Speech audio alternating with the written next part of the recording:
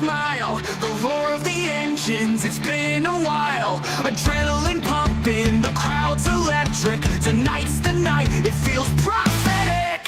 Stanley's on the pole, got his eyes on the prize. Burrell's creeping close, he's got fire in his eyes.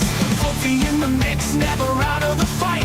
Wadsworth feeling bold, ready to ignite. Racing out the magic mile tonight. Belly up sports cup, feel the spark ignite. The roar, the thrill, as we make our stand. Chasing down glory, driving through this land. Reese's in the zone, holding steady and true. In every tight turn, there's a chance to break through. The tension is rising with every lap we take. Heartbeats sync to the rhythm we make. Stanley's drifting high while Burrow dives low. Fonty finds his groove and Wadsworth steals the show. Fans on their feet feeling that magic in the air. Tonight's gonna be vintage, nothing can compare. Racing out the magic mile tonight. Belly up sports cup, feel the spark ignite. The roar, the thrill, as we make our stand. Chasing down glory, driving through this land.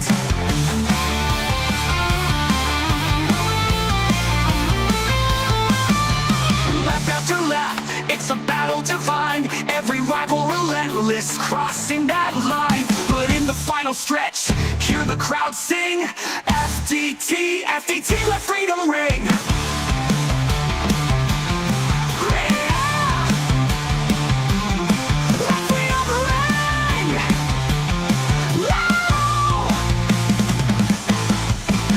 So here we are under starlit skies. The finish is near and we can hear the cries. Stanley's pushing hard, but it's anyone's game. At the magic mile, we'll remember the names. Racing at the magic mile tonight. Belly up sports cup, feel that spark ignite. The roar, the thrill, as we make our stand. Chasing down glory, driving through this land. We today, yeah, we'll race on through the night. Oh yeah, oh yeah, oh yeah.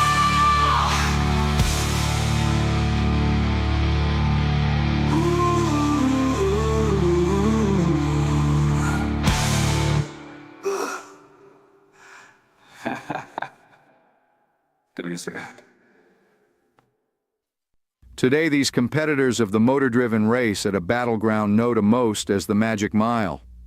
New Hampshire, a track with 2 drag strips attached together with turns that offer up little room and even less grip to those that challenge them. These drivers, looking to come out on top, will be left with few options to pass. Will they stay patient and capitalize on the folly of others?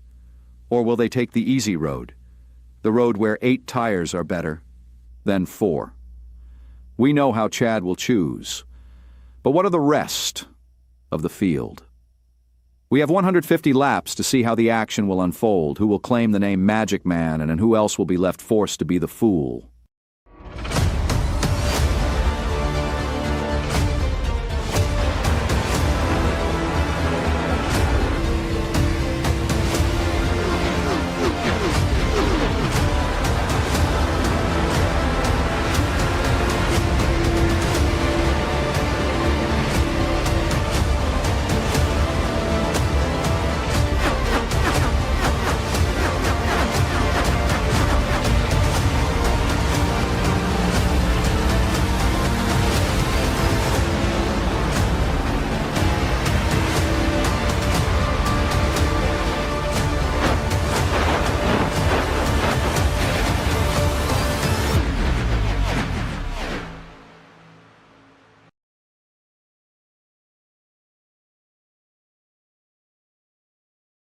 Good evening, race fans, and welcome to New Hampshire Motor Speedway for the Magic Mile 150 in the Elite Belly Up Sports Cup Series.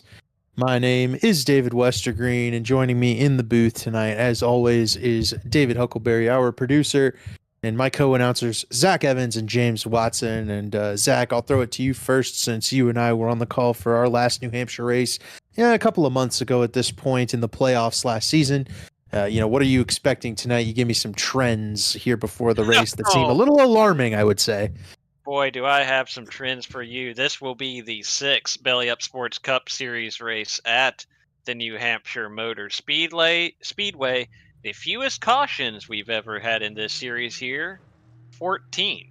The record on the other end is 23, the average 17.6, and the average under the next gen platform, which introduced here in the Cup Series in 2021B, 19.3. So grab yourself a nice cold beverage, maybe some snacks, set up your favorite bingo card or gambling devices for entertainment purposes only. We could be here a while. Yeah, that's absolutely right. And James, you're a New Hampshire expert, as it were, with experience here on a number of different tracks. What do you think these guys are going to encounter when it comes to the Magic Mile? Well, probably a lot of pain. This track isn't all that easy to deal with. You know, it's very temperamental. It's flat, but there's still a decent amount of banking, and you still got a lot of kind of transition coming out of the corners, and it always kind of wreaks havoc on the cars, especially the next gen, and we're all familiar with how temperamental the car is. So try to be easy on it out of the corners and not letting that independent rear suspension do its thing is going to be key, and we're probably going to see a lot of guys struggle with that tonight. Yeah, I think you're both spot on with the analysis, as always. So let's run to our starting grid. The 4D Raceware Pole Award winner is Blake Reynolds in the 66 car, shocking pretty much no one. He's been up front all season long. Tyler Fody, our Kentucky winner, qualifying in second. R.C. Anderson and Jonathan Cutlip make up row 2 with Scott Crump and Ethan Stanley, the Lake Norman Motorsports teammates, on row 3. Chad Frankenfield and Matthew Weeks make up row 4 with Ryan Gable and Justin Wadsworth, another pair of Lake Norman Motorsports teammates, in row 5. Leighton Norgard and Gavin Hibbs round out the top dozen in row 6. Going back to the 7th row, we have Tate Lytle and Paul Mikolajczyk. Then you have Trey Holmes and Dustin Dewar starting 15th and 16th. Your 17th place starter, Seth Rawls in car 25. And then in the 18th spot, Caleb Pecumer. Welcome back after a couple of races away for that driver. Jazzy Razima starting 19th. Ray Bracey rounding out the top 20.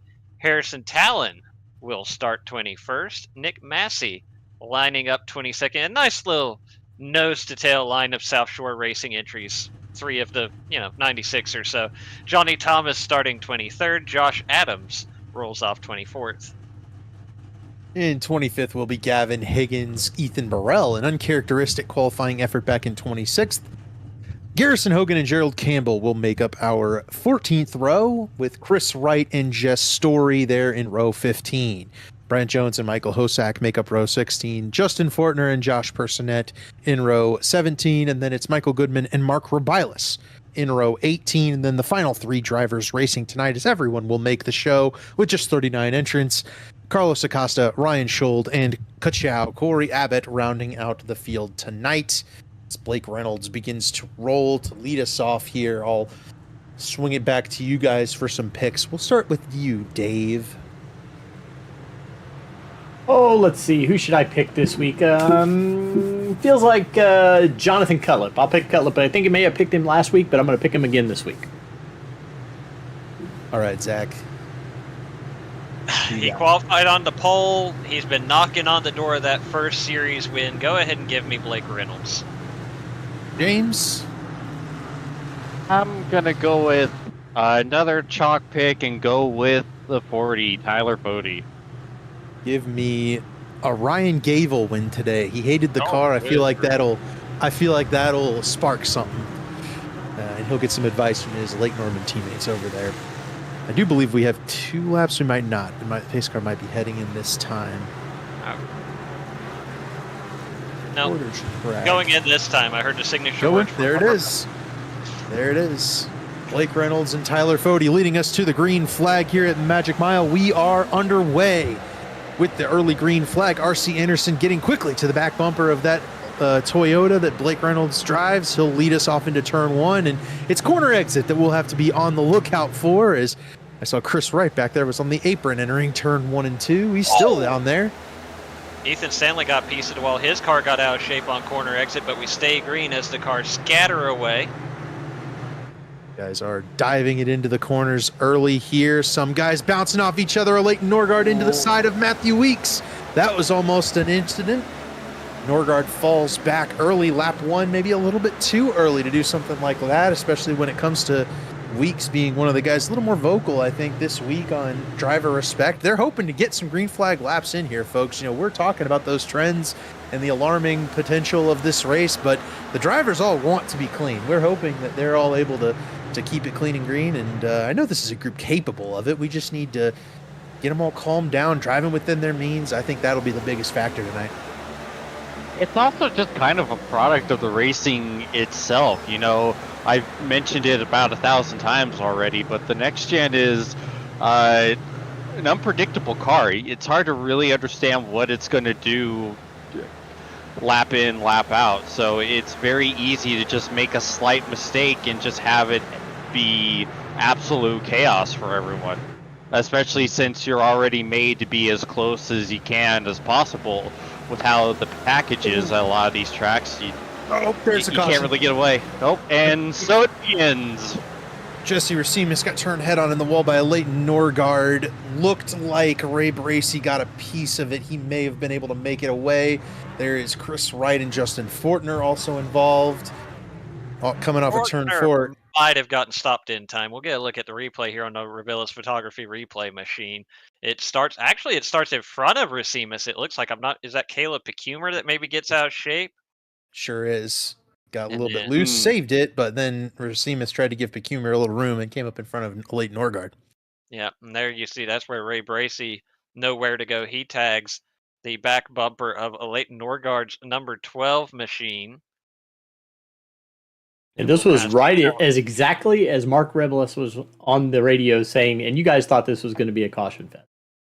Well, he created it for his own replay to be played. That aged like milk. Yeah. Mark, of course, the sponsor of the Rubilis Photo Replay Machine. Oh, there's some contact for Harrison Talon as well.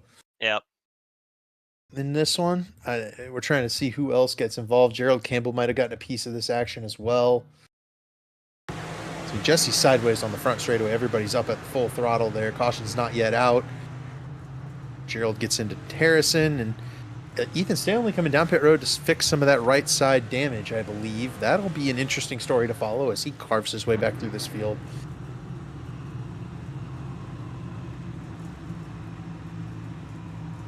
I think go ahead, Zach.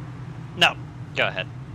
My typical thought process when it comes to New Hampshire is you want to keep that track position as much as possible. You know, you mentioned like 19 to 20 cautions are kind of expected in a 150 lap race. That's just the trends that we've seen. And these guys coming down pit road, a lot of them have that damage from the wreck. Stanley is a guy that probably had more track position than most of these guys. And unless that damage is severe, which it looks like he thinks it is, you probably want to stay out and try to preserve as much track position as you can until you actually do have to come down pit road. I don't think fuel will be a factor given the amount of caution laps we're expecting, but Scott Crump told me you can go 100 laps or so on a run. That's about what I've heard. So, you know, I think we're probably not going to deal with that tonight. I think even if we are able to get a little bit of the green flag run in tonight, which you know, we're all fingers crossed. We're rooting for it. I promise we are. But we are reporting the history of this speedway and this series, and it is just typically a bit of a wreck fest. And worth noting, too, as we are making our way to 1 to green, when they come down the backstretch this time, you'll see, for those who have watched previous races here at New Hampshire on iRacing, this is the first time our series has competed on this track since it was refreshed in I can't remember if it was the last update or one before that, but part of that, of course, visually updating the track to look more how it does in the real world now versus when it was scanned in, I believe, 2008 or 2009. Part of that is losing some of that runoff space and grass on the back stretch out of turn 2. So if guys get loose out of 2 instead of 4, that's going to be a lot less room to escape if we have it happens early on restart.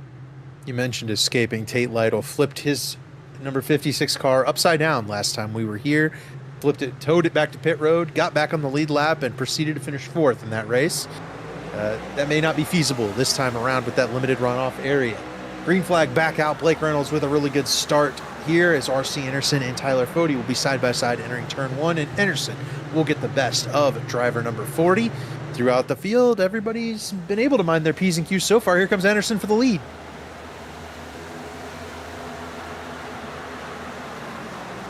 Into turn 3, side by side for that top spot. R.C. Anderson looking to move to the front. He has the inside lane, but that kind of keeps him pinched down a little bit. Blake Reynolds able to generate a little more momentum on corner exit. They stay side by side as they go through turns 1 and 2. You know, Blake Reynolds, obviously, we've mentioned him, right? Rookie. Oh, spinner, Dustin Dewar, Ethan Stanley is around. Actually, no, that's Michael Goodman. They have very similarly painted cars tonight. A pair of do-good Chevrolets go around here in turn 2.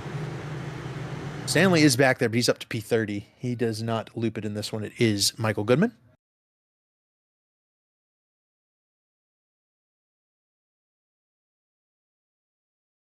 Yeah, car just stepped out from under Dusty there. He's going to get loose and sideways, and then Goody's going to get on the binders to try to avoid his teammate. And He ultimately succeeded. miss him. Yeah, He did succeed at that. worked out. But caution number 2 on board for these drivers. R.C. Anderson will be the race leader. There it is, just getting out from under Dustin Dewar. I don't think he even made contact with the wall there.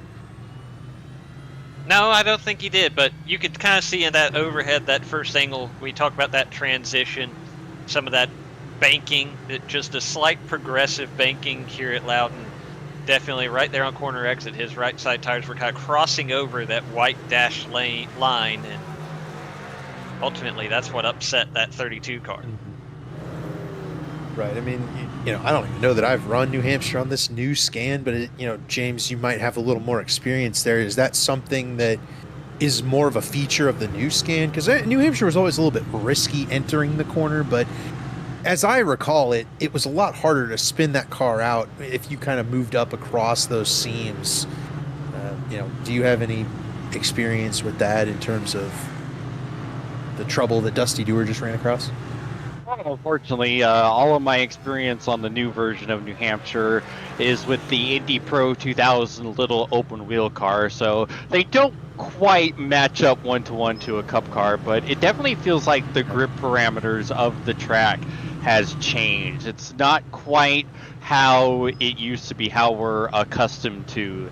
You still definitely have the car wanting to kind of break loose when you change lines, you go over the seams. That's been a constant for New Hampshire since the beginning of the track's inclusion. But it definitely feels like there's a lot less grip on exit. Definitely feels like you're on edge a lot more, and that's going to be a huge issue with these cars. Unfortunately, I hope I'm wrong, but I feel like we're going to see a lot more incidents like what we saw to Dewar, just because it's so easy to do with the new track and this car. 10-4, man. I appreciate the insight, because again, I haven't run any New Hampshire. I think iRacing leagues tend to stray away from this track for a lot of the reasons we've discussed, the talking points we've made already here. Lap 12 of 152 cautions in. They kind of seem to be coming true, unfortunately. Up front, as we hit this restart, it will be R.C. Anderson and Blake Reynolds, with teammates Tyler Fody and Scott Crump just behind, Jonathan Cutlip and Chad Frankenfield rounding out the top 6. Pace car is off. The field is in the hands of R.C. Anderson in that 50 car, and he will go early in the restart zone, catches Blake Reynolds sleeping just a little bit, and allows Tyler Fody to pull alongside. Oh, Gerald Campbell made a bonsai move into turn 1 right around Ray Bracey there. He got a really good start. I think he's going to make it work. He sure did. He got a good start, and he's going to use every inch of it. I think that'll be something we see going forward as well, guys. Going to be sending it in 3 wide a little bit. With these shorter runs, you have to get all you can in those early runs, and I think that's a lot of what some of these Elite Cup Series drivers were talking about. They're a little bit frustrated with the short runs that the league has been kind of putting on display this last couple of weeks, and you're going to see a lot more of the aggressive moves early in the runs if we can't get to some green flag racing. Speaking of aggressive, there you see side by side for the 6th position, Chad Frankenfield, Ryan Gable. And Chad left a little more room on corner exit that time, but he also did not get the run he wanted there. So he'll slot in behind that 0-1. And, Chad got in line. Chad's one of the, the head of the league. The leader is, Seth Rawls loose off turn 2. Nick Massey's going to have nowhere to go. Massey piles into Seth Rawls. Poor Sheba.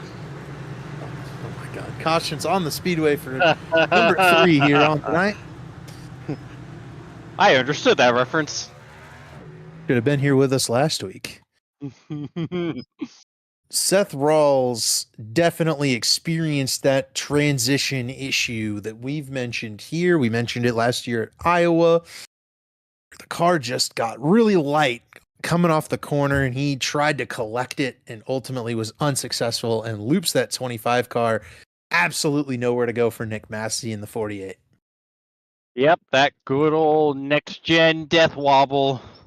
Every time you think you have it saved, it randomly kind of snaps to the right and puts you in the wall. It's like the car's like, no, we're wrecking. I said we're wrecking. Crash. Oh, and yeah, Massey just... Nick never saw the 25 car spin, I don't believe. He was tucked up underneath teammate Caleb DeCumer there, and all of a sudden cars are moving left, and he's looking at a big old 25.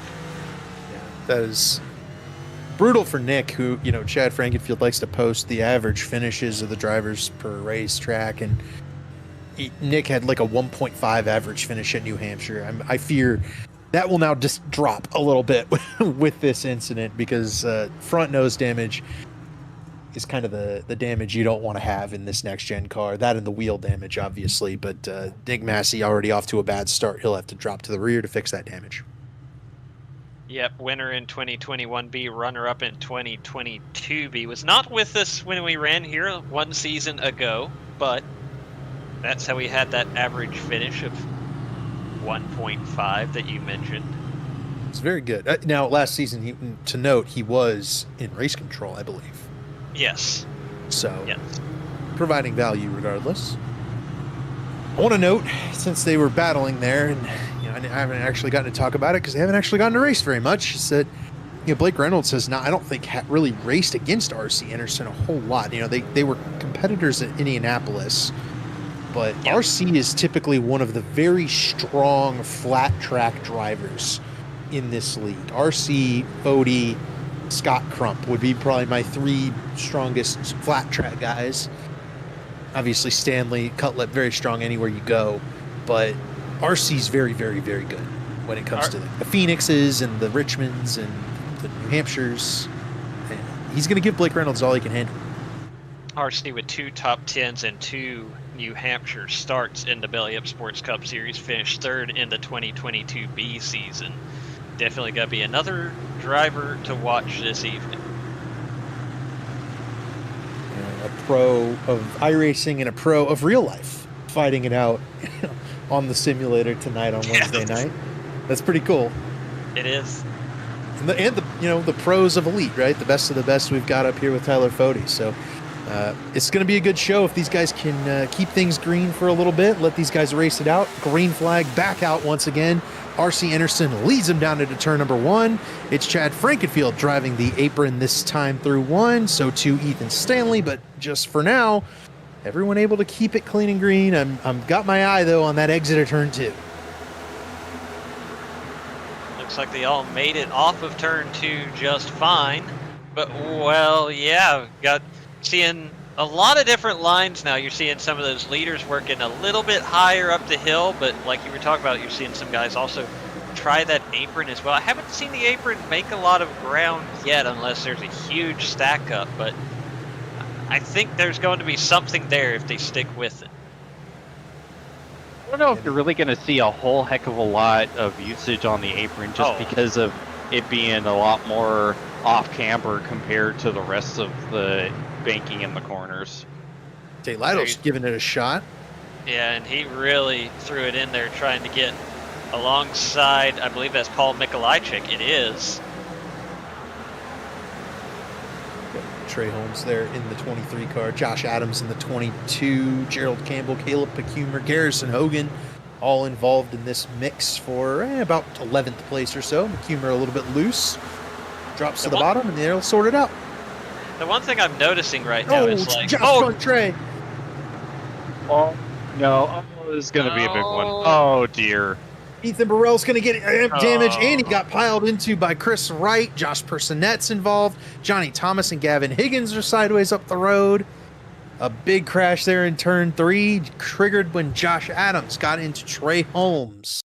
Let's take a look and see what happened on that Rubilis photo replay machine.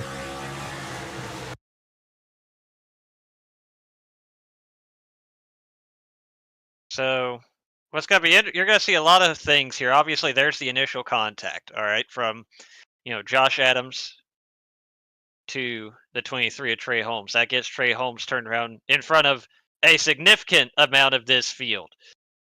We're going to see a couple of different things that happen here in the aftermath. One of them, Jess Story on your left, goes to the apron to avoid. Immediately, it snaps loose on that transition. He collects Gavin Higgins. Now, meanwhile, you also have other guys trying to squeeze to the top, and some of which I'm not sure did the best effort they could as far as checking up for this wreck. Either way, Ethan Burrell goes up the hill, the door closes. There you see Chris Wright. There you see Josh Personette. Just a lot of factors going into turning this into a pretty sizable incident. Yeah, and for being someone talking all week about wanting more respect on the racetrack, I'm a little disappointed with Josh Adams right there. I feel like this early in the race, everybody's kind of in that spot of trying to single out, is what it seemed like to me. And then you just go in there to the next corner and dump the guy in front of you. That's tough to see. Isn't that how it always goes though? Like you say something and then immediately something kind of happens that makes you goes against what you were trying to say, and you're like, oops. I've made it my mission in life, especially in officials, to never be the guy to say, all right, let's have a clean race. You can't win in turn 1. Because inevitably, whoever keys up the mic and says that wrecks in turn 1. Without fail. I've never said anything like that. I've never said anything and immediately regretted it, especially not in front of Zach. Nope, no siree. Nothing of the sort has ever happened, and anything like that is fake news. Nope, there's not even a YouTube video about it. I get the feeling that there is a YouTube video about it then. There is a YouTube about it. Oh, no. You're silly. There's nothing going on at all. Nope. Dave, we are coming down to through turns 3 and 4 for the 1 to green here. So you did get all of the views and replays there, brought to you by Rubilis Photo. Mark was, I believe, not involved in that, though. No, he did. He actually checked up. He's now in P20. There you go. And that's Get your money's worth. Pace car off down pit road once again. The field in the hands of R.C. Anderson after our 4th yellow flag of the evening. And Anderson brings us through. Reynolds will hold on to P2. The Lake Norman Chevys battling it out for P3. One thing I was going to say before that wreck, that what I've noticed is lots of people are running from the middle up, and a few people are running the apron. Very clearly, nobody wants to be on that very bottom lane right now. Except for Ethan Stanley. He fires it in there. Actually, he's going to go to the apron to try and get around Ray Bracey and Ryan Schold. He'll make that happen. It would be Ethan Stanley. It would be. He is he's coming back from the early crash damage from lap 1. They're 4 wide entering turn 1 around Gavin Hibbs, Justin Wadsworth, Jonathan Cutlip, Chad Frankenfield, all stacked up there. They're going to resort back to 2 wide here. Cutlip a little bit loose on corner exit. It's allowing Ethan Stanley to make more passes. He gets around Garrison Hogan right here. He's going to be going after Tate Lytle next. Lytle's going after teammate Matthew Weeks. I'm like an auctioneer with all the moves going on in this race. Yeah, there's a lot going on. There's about to be a battle for the lead. They're 3 wide back there on Dusty Dewar and Michael Goodman and Trey Holmes. There's all kinds of stuff going on. I'm jerking Dave around. You're good, buddy. Stay on the lead. We got a battle brewing here. We've also got maybe a wreck coming by in your mirror there, but they do manage to keep it green in the back of the field. There was contact between Leighton Norgard and somebody else. Been a rough opening few laps for Leighton Norgard in this race. Yeah, he's been involved in a bunch of stuff. Brent Jones have an issue coming off pit road there. That's what it looks like. There's the pit exit. And there, no, don't go on the road course, Brent. I was going to say, I think Brent just took the road course. Oh, Brent, no. Because the field is coming to green right here. So Oh, he took the road course to let him roll through. No, that's actually pretty smart. Good move, Brent. There you go. Yep, there you go. Yay, Brent. Blake Reynolds just got loose on corner exit from the very back bumper of R.C. Anderson. Had to yield a little bit of ground to the driver of the number 50 car. Tyler Fody, Scott Crump, Ryan Gable, the Lake Norman Chevrolets all now stacked up behind the two, we'll call them pro drivers. Ethan Stanley battling Paul Mikolajczyk up there for the 12th position. Stanley with a nice comeback early in this race, and I'm not going to say anything. I'm not going to say anything. I'm enjoying what's going on right now. Yes, of course. Somebody, is that, I don't know if that must have been Michael Goodman that was way off the pace. I think he must have got out of shape there in the middle of 3 and 4, but was able to collect it. I think he was.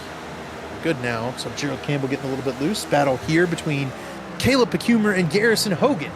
This is a battle for the 15th spot. Hogan has it. Pecumer wants it. Pecumer drives it into turn number 3. He'll get it done on Garrison Hogan. So Pecumer, a series rookie, trying to, carve a name for himself, running the top 15, having a good race here early on. Did not go so well for him back at Indianapolis. No, 39th at Indy, yeah. He got caught up in that mess with Tate Lytle on the back straightaway. And just in front of him, the battle now between Mikolajczyk and Ryan Schuld as these guys continue to work on passing, making overtakes.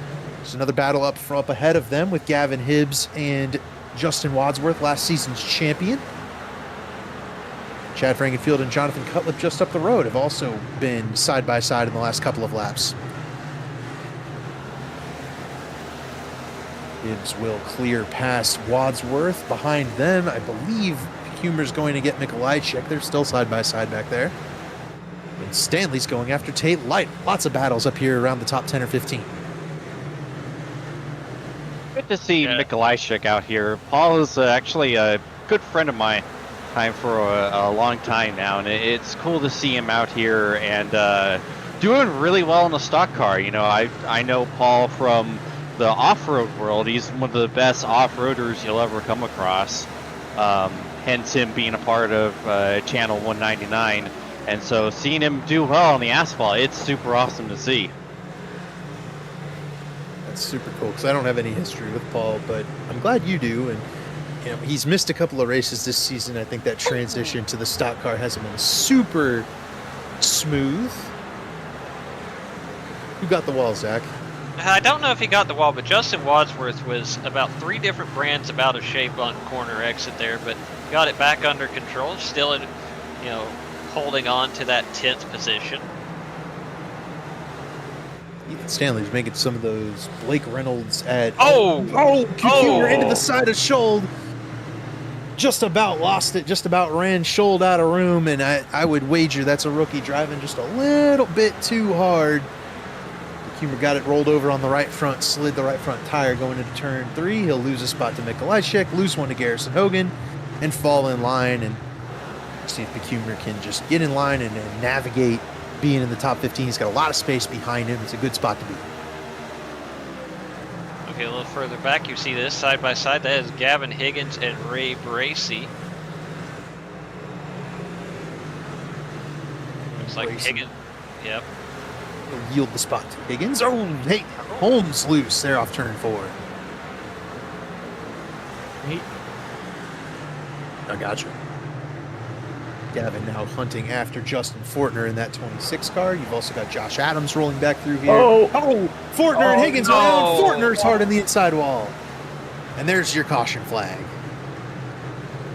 there's Well, where that refresh I was talking about. I mean, that's on the old New Hampshire. Fortner probably doesn't hit anything. Instead, he nosed into that safer barrier on the inside. Another rookie in Gavin Higgins here, and I couldn't tell if Fortner got loose before. It looks like Fortner's going to get loose before, and that's right where he gets out of the gas, and Gavin comes up the racetrack right into him. I don't know that there's a whole lot the rookie in that 13 can do. It's a young kid, but he's real talented. So I don't think he was trying to wipe out Fortner there. I think Fortner definitely got out of the gas.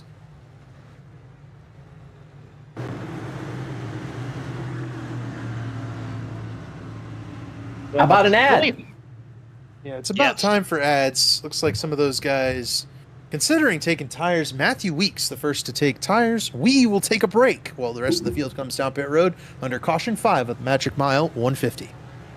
Since 2010, race fans have had one burning question. When will the Xfinity Series return to Worldwide Technology Raceway? You asked, NASCAR delivered. On Saturday, September 6, 2025, the magic is back.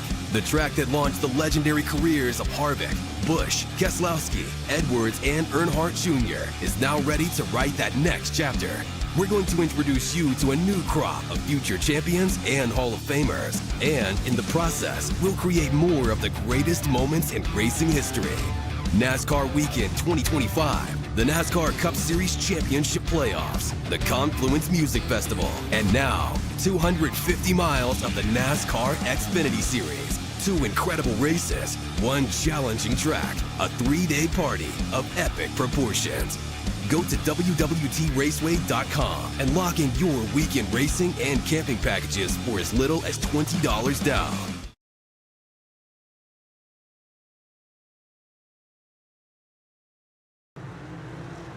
Welcome back to the Magic Mile 150. We have gotten the 1 to green.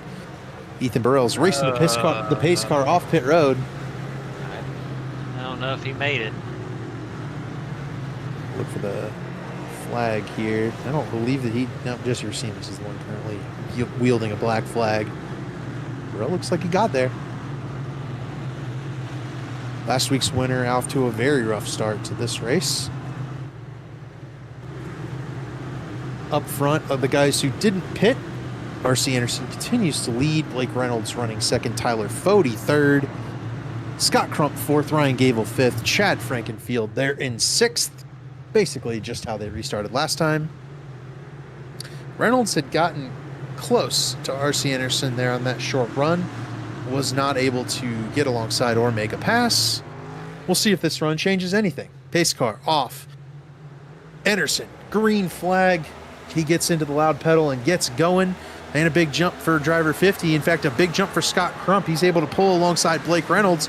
And Crump will try and work the flat track magic that he usually possesses there at Richmond. Try and gain some ground here at New Hampshire. With the jump, and he didn't even have to give a bump. Oh, there it goes. Up the racetrack goes Scott Crump. I think he got just a little bit loose. He's 3 wide off of turn 4. Frankenfield in the middle. Call it Chad wide right here with Ryan Gable and Scott Crump. Gable backs out of it, jumps in line behind his teammate Crump. They'll try to clear by Chad on the outside. Chad's holding strong on the bottom.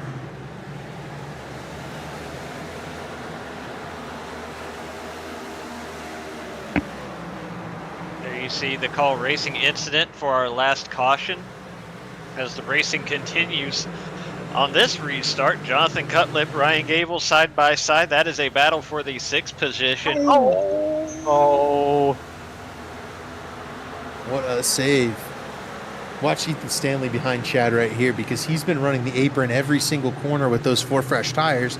And in doing so, he puts him right behind Chad right here, but he's gaining some spots. You see how far ahead of Matthew Weeks he is. Oh, and the wall goes Hosack. There he goes. Stanley on the apron, utilizing those tires. Pecumer in the wall behind. Pecumer's going to drop back, but that will not bring out a yellow. The car on the move is car number 91. And again, no surprise there. We watched him do this already after that being involved in that Oh, there incident. goes Chad. Oh, Frankenfield! He kept it out of the wall. We do not stay green. Huh? Must be. Is there, there's Oh, another yellow. we've got a separate incident. Okay. Oh, Chad did what Ryan Gable did last week, where Gable got into the back of somebody and it sent the car sideways. But I don't believe this was the yellow. Chad was never sideways. He's going to lose track position, but the car is intact for Chad Frankenfield. And then behind is Gerald Campbell. Oh.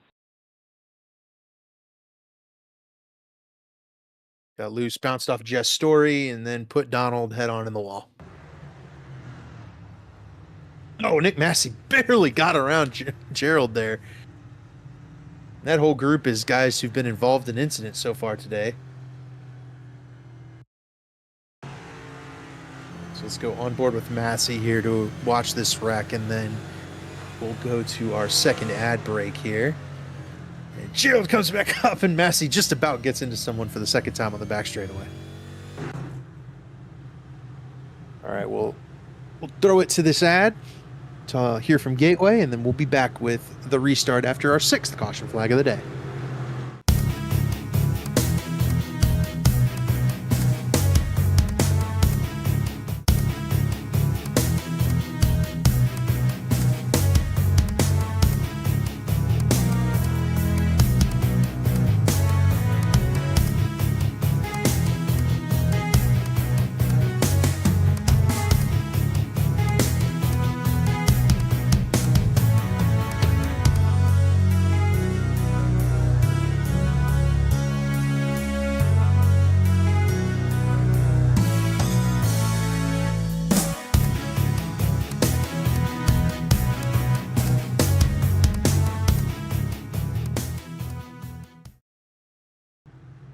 Welcome back to the Magic Mile 150.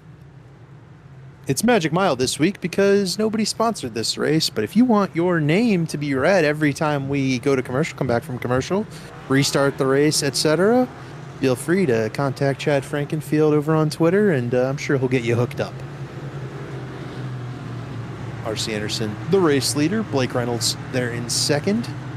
Tyler Fody and Scott Crump in that second row, just as they've been for about the whole race, but a couple of newer faces there as we start to cycle through some stops.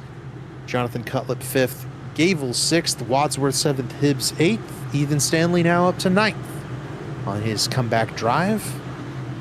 And to round out the top 10, it is Ryan Schold, who is up from 38th starting spot, so quite a rise for Ryan Schold so far today.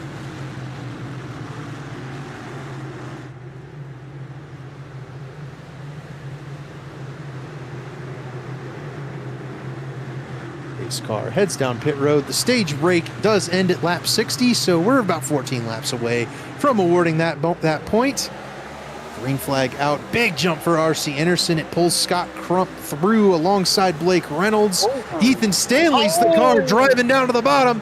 Stanley's going to wash up and lose it in front of his teammate. Then Stanley wipes out Gable. And that, I don't know that that's going to go over so well there in the Lake Norman pits. That was really cool until it wasn't. You know, it's been a feature discussion point, and that's why I keep bringing it up. This was the last caution that's a racing incident. I think this one's going to be rather clear. I don't think it's going to be a racing incident. Man. A lot of guys. Yeah. A lot of. Yeah, he got his two teammates there. A lot of guys have been harping on this. Very, I'll call it upset, but they're more just hoping for better. And I think we're feeling the same way. When it comes to respect on the racetrack, when it comes to understanding where we're at in the race, we are on lap 46. Ethan Stanley is a very talented race car driver. In fact, maybe the most talented driver in this field, including professional drivers. He did not need to do that. Absolutely did not need to do that. Completely unnecessary move. And I get you've got fresh tires. In fact, he's making the move perfectly fine before this. But you don't need to do that. So you'll never believe this, David. I overheard the race control call from Shea Mitchell. Natalia, it was issued to the 91. I'm Hey, shocked. Yeah, that's a head scratcher right there.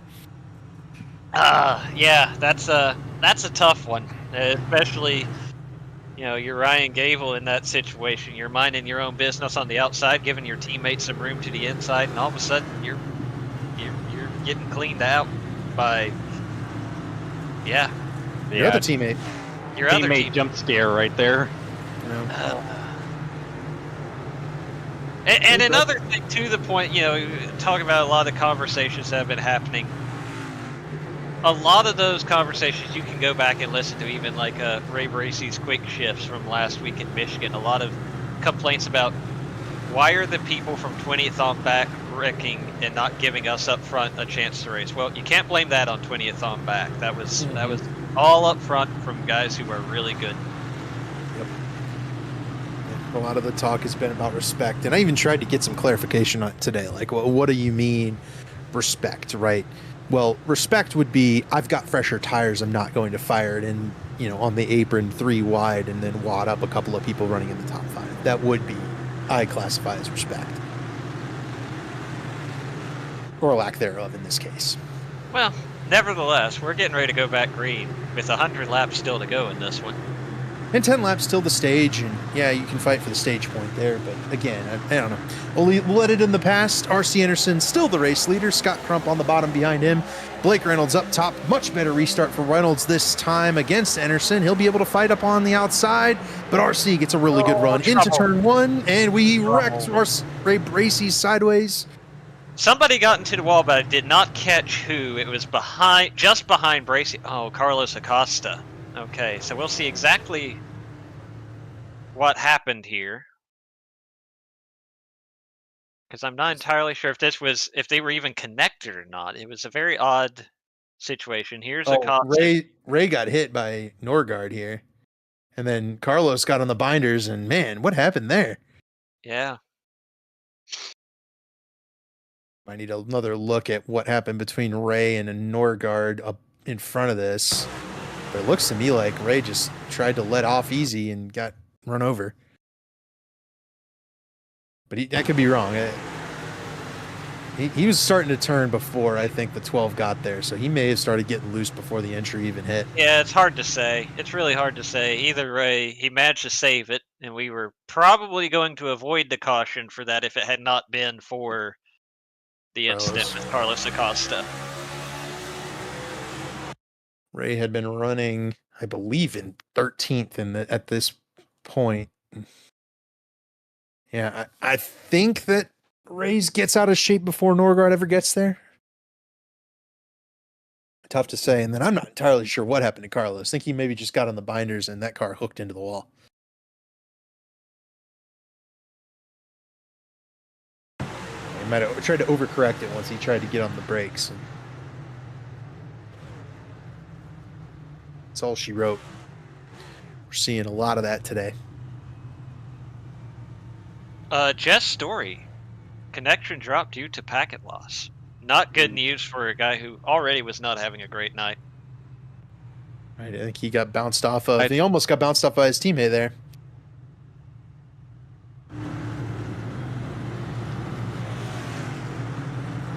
A tough one. Dave, you want to read us some ads? Sure. Worldwide Technology Raceway. Worldwide Technology Raceway is a motorsport racing facility in Madison, Illinois, just east of St. Louis, Missouri, close to the Gateway Arch. Features a 1.25-mile oval that hosts the NASCAR Cup Series, the NASCAR Craftsman Truck Series, and the NTT IndyCar Series. A 2-mile infield road course used by Speed Tour Trans Am, SCCA, and Porsche Club of America. A quarter-mile NHRA strength and drag strip that hosts the annual NHRA Camping World. Oh no, Mission Foods, right? I copied and pasted the wrong one. Mission Foods Drag Racing Series, Midwest Nationals event, and the Kartplex, a state-of-the-art karting facility. Blue Egg Marketing. Rev up your business with Blue Egg, your marketing pit crew. Turbocharge your lead generation with experienced drivers that can navigate the competitive track to connecting with your customers. With Blue Egg, you're always in the pole position, leading your brand toward victory lane. Don't spin your wheels. Accelerate success with Blue Egg, fueling small businesses to win big. That's called hitting the post, right? That's called hitting the post. That is hitting Perfectly timed. Oh, somebody might be hitting a post here going into turn 1. We're going 3 wide already. Tyler Fode took his teammate 3 wide. Scott Crump now bottled up a little bit. Fode will clear his teammate. Blake Reynolds clears past Jonathan Cutlip for that 3rd spot. Everybody's still clean and green with 5 laps to go in the stage. Now it's Matthew Weeks making the 3 wide dive bomb into turn 3. He's going after Josh Adams and Ryan Schold. And boy, Josh Adams not leaving Ryan Schold a lot of room on that outside lane, but they make it work. And actually, Scold's got to have the momentum in the drag race down the front stretch.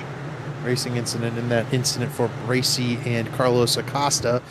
Up front, it is Enerson, Reynolds, Cutlip, Fode, and Crump, the top 5 single file. The battles for 6th between Hogan and Wadsworth, and then this battle for 10th between Weeks, Adams, Lytle, Higgins. Tyler Fode's way up top. He's going to lose a spot. Hogan's now 3 wide with Lytle or Fode. That might be a wreck. Masterful Somehow driving by Hogan. Oh, now it's a wreck behind him. Gable, McHumer. I think I saw Dustin Dewar in it. Don't quote. Yep, there is Dustin There Dewar. he is. That will likely be the stage. 4 wide, and guess who's on the bottom?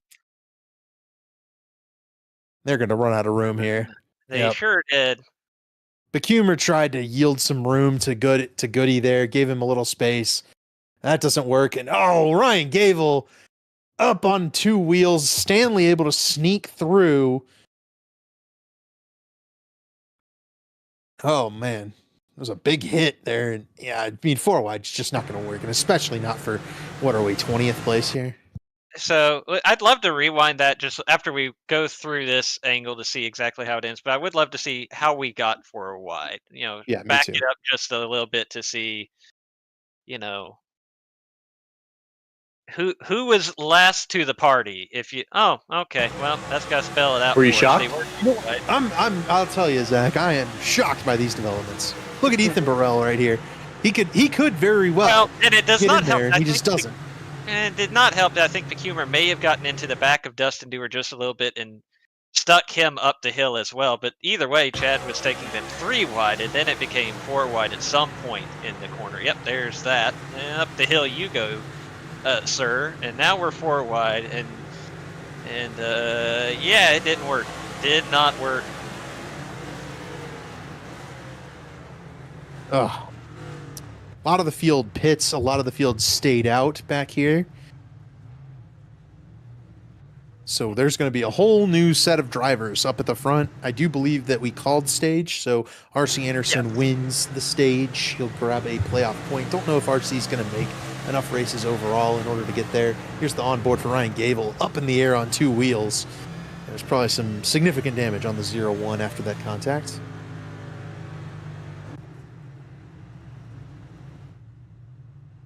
That car's still on pit road, so I envision there will be some time spent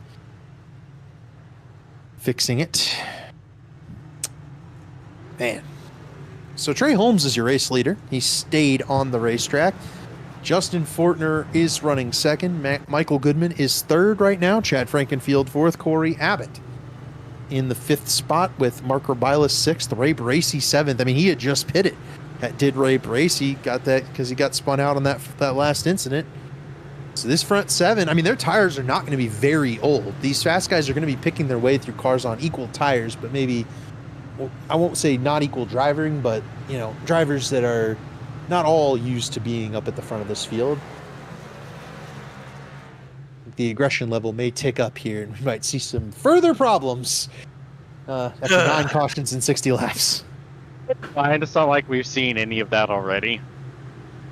Been an uneventful race, completely and truly. Super uneventful. Just another ha-ha lapper.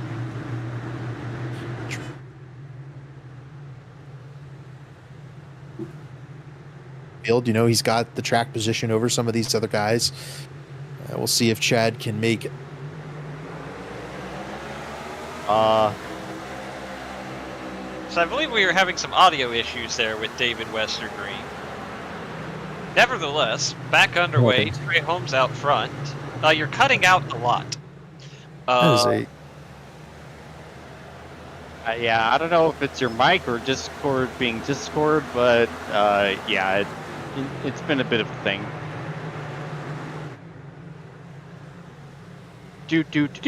Technical difficulties.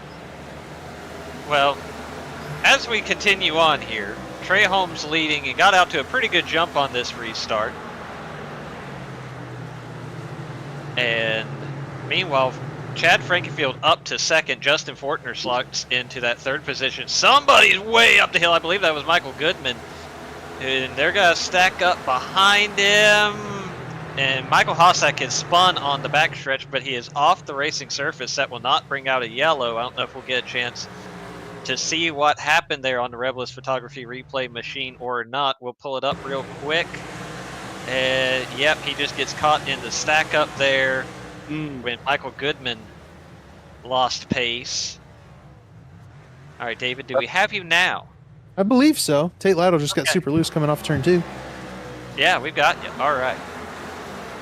My cat was fiddling with the oh, Tate's up the track there in 3. My cat was fiddling with the microphone plug-in. Yeah, don't do that. That might have been the issue. Probably. Gonna Up cat. Up front it is Trey Holmes, Chad Frankenfield. Oh, Tate's sideways. That might be a Saved yellow. He saved it. What a He save. saved it. You know, I believe Tate took 2 tires on that last pit stop. I think he's regretting that one. Maybe a smidge. He's been all over the place the last several laps here. It might have been that one. I don't think was Tate's fault. Might have gotten a little contact from the 90 of Scott Crump. Well, another blue car just got into the back of him, the 4 of Ryan Schulte.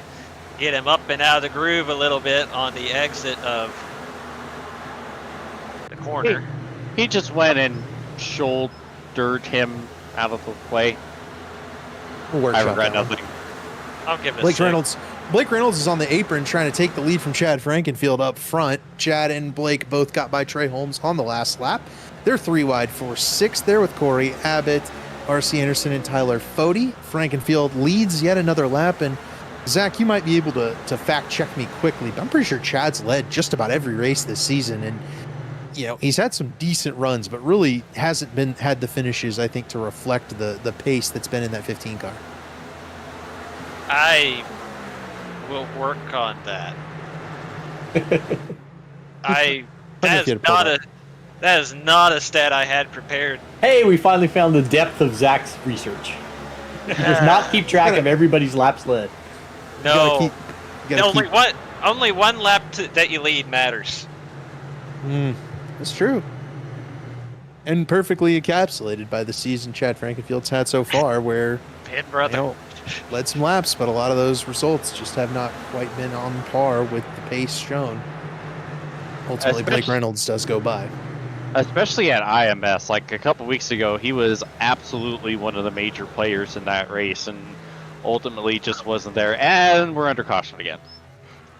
We sure are. Ryan Gable has spun out. Looks like it was by himself.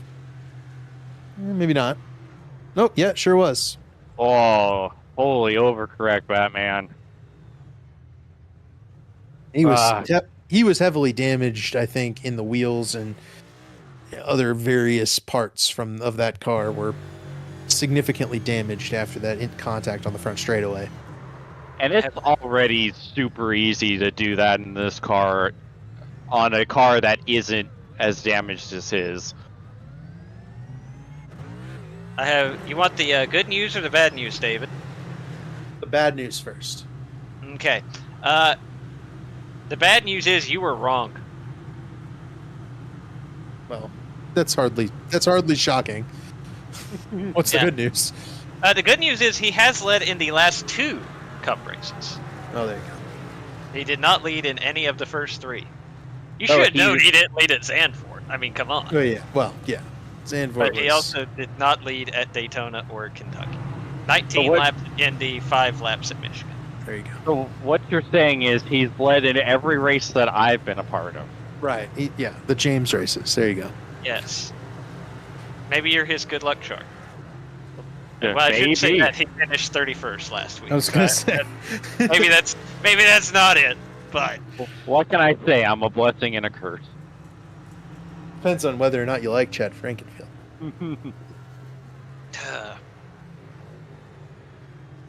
We're 10 cautions deep. Should I start pulling up drivers? Well, you made I you don't know. you I made a don't threat. know. You gotta make good on the threat. Oh yeah. You got to start doing it sooner though, because I mean we're gonna be 1 degree. No.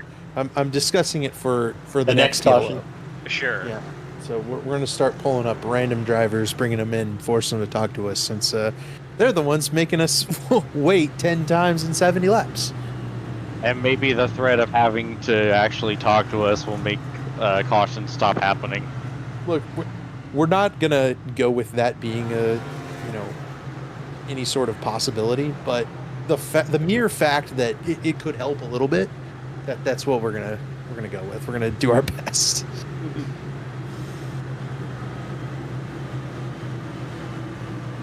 Blake Reynolds, the race leader, got it from Chad Frankenfield there, who will restart second. Jonathan Cutlip will restart third. R.C. Anderson fourth. Tyler Fody fifth. Trey Holmes restarts in sixth with Justin Wadsworth seventh. Scott Crump eighth. Ethan Stanley up to ninth. And Garrison Hogan restarting in 10th.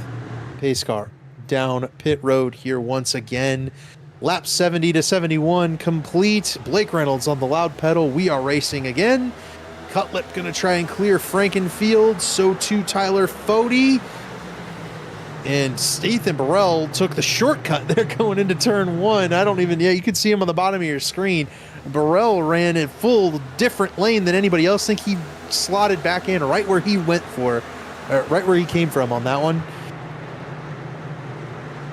Caution for the last incident issued. Oh, Matthew Weeks into Scott Crump. They're both going around. They tagged Garrison that would be Hogan another too. big one. Oh Huge my wreck in turn goodness 3. gracious. And Matthew Weeks is not happy with Scott Crump, but Matthew's the one who turned Crump. We'll see what happened on the replay here. I mean, I don't know, man. Weeks has got to say Crump came down. Crump has got to say Weeks stuck the nose in there when he wasn't far enough alongside. Neither guy's going to be happy. Neither guy's, I'm just going to be honest, known as very happy-go-lucky individuals when it comes to stuff like this. Good luck. Good luck, Shay. I don't know what to tell you on that one. I mean, that's probably going to We get just wadded up a bunch of cars. It's going to get classified as a racing incident, I think, by Shea. We'll see what he does on that one. But, I mean, you see the displeasure from Matthew Weeks, but Matthew Weeks is another guy that was talking about the respect on track and stuff. And in that situation, it is lap 70. You don't have to try and make that pass right there. You don't have to force the issue. And he forces the issue. Contact gets made. I just, I don't see the need for that. I think he might be upset that Scott came down a little bit, and he just drives into the back bumper of the 90 car. Yep.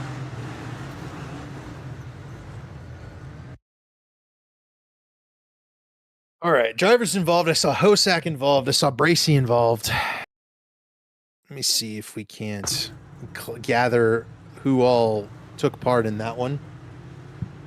Corey Abbott, Weeks, Jesse Racimus, Michael Goodman got a piece. Hosack got a piece. Pecumer got a piece.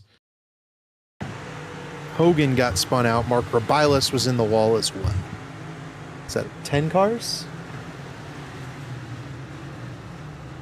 Gavin Hibbs got a piece right there. Yeah. My goodness. Even Corey Abbott messaged into the chat. And Corey Abbott is not a very, I'll call him confrontational fella. No, he's usually one that kind of keeps to himself. And but at some point, Yeah. patience starts to run thin, and there you see the call tally issued to the 11 of Matthew Weeks. Corey said he has 13 minutes. I mentioned wanting to bring somebody up, but we're already hitting the restart. It's There's just not enough time. Recently, iRacing sped up these cautions, and so I think it's got to be difficult to do that tonight. Even though I'd love to follow through on that threat. It's a blessing and a curse. The quicker cautions, less time for us, but less time for us to troll the drivers. As Blake Reynolds gets off to a good restart here on lap 75. We're halfway in this race. What's the yellow number, Zach? Well, the over/under was like 19.5 or something. The average is 19.3 in the next gen era. And we're gonna crush that, I believe. I'm afraid. Reynolds to the lead, side by side for second between Cutlip and Frankenfield. Anderson and Fody side by side for that fourth spot. Stanley back into the picture, as well as Wadsworth. Then Hibbs, Mikolajczyk, and Burrell in the top 10. We're just kind of waiting. Yeah. Who's going to snap it loose there off of 2, racing side by side? Stanley got a little sideways that time, but nothing too crazy. Frankenfield holding strong with the older tires. I believe Trey Holmes did go down pit road this last time through and get the fresh rubber. Frankenfield still holding with older rubber, but it's not too old. No. And with the cycles, about 50 laps on those tires, how many of those have been caution laps? So. Right. So the cycles on the tires have cooled him down, and I'm willing to bet he's effectively on the same cycle of tires as everybody else. As Jonathan Cutlip does clear through, but that battle that they were having has allowed Blake Reynolds to open up an 0.8 of a second lead on Jonathan Cutlip. We'll see if the 5 can get on it and run down Blake Reynolds.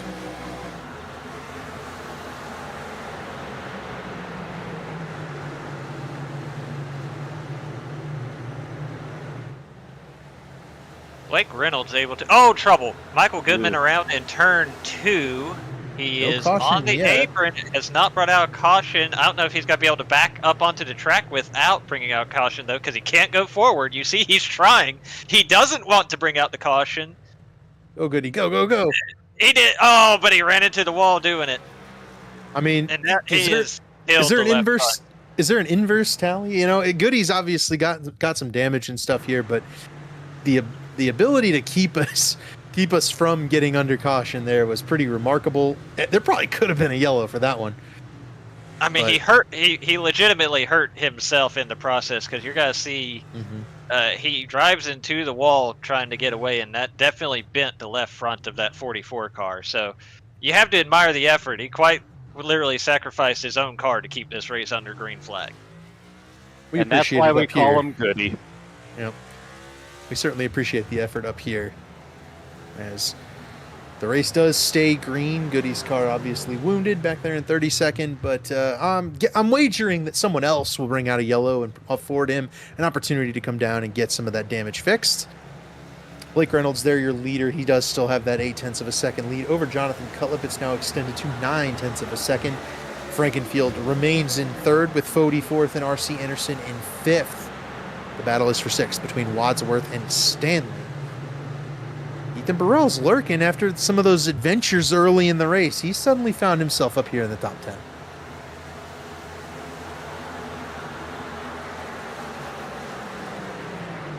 Yeah, and you know, that's he was in the back half of the field for a lot of this race, but now he's mixing it up, watching this battle just in front of him between Ethan Stanley and Justin Wadsworth. Stanley using the apron again. It didn't work for him last time, but here he's just trying to grab that little extra grip to try and rotate that 91 car through the center as this car gets tighter and the tires wear. And ultimately, it doesn't work for him to pass his teammate, but he also doesn't run into his teammate this time, so that's good. Tyler Fody into third, Anderson into fourth. Frankenfield drops to fifth, just in front of this battle.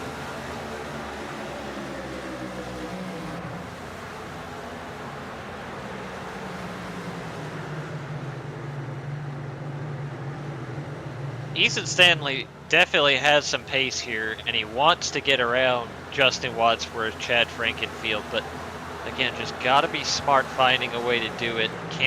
Definitely in his case, can't afford another tally. Yeah, that would be the point at which we would, see Stanley kicked from the race. But with the Goody spin, it kind of bottled up and then spread out the field a little bit here. And ultimately, this is the first battle on track that Dave's found for us back here. It's Trey Holmes trying to work the fresh tires around Justin Fortner, as Mark Robilis had a bit of an adventure in turn 4 last time through. Looks like he went to James. What's the landscaping company? Robilis found the grass. The Tony Kanaan Landscaping Company There you go. gets another employee. Another employee in another city to do their business in. Tate Lytle's working the apron now on Fortner. It's like since he's come in and gotten the damage fixed on that 56 car, put 4 tires on it, it looks a lot stabler now.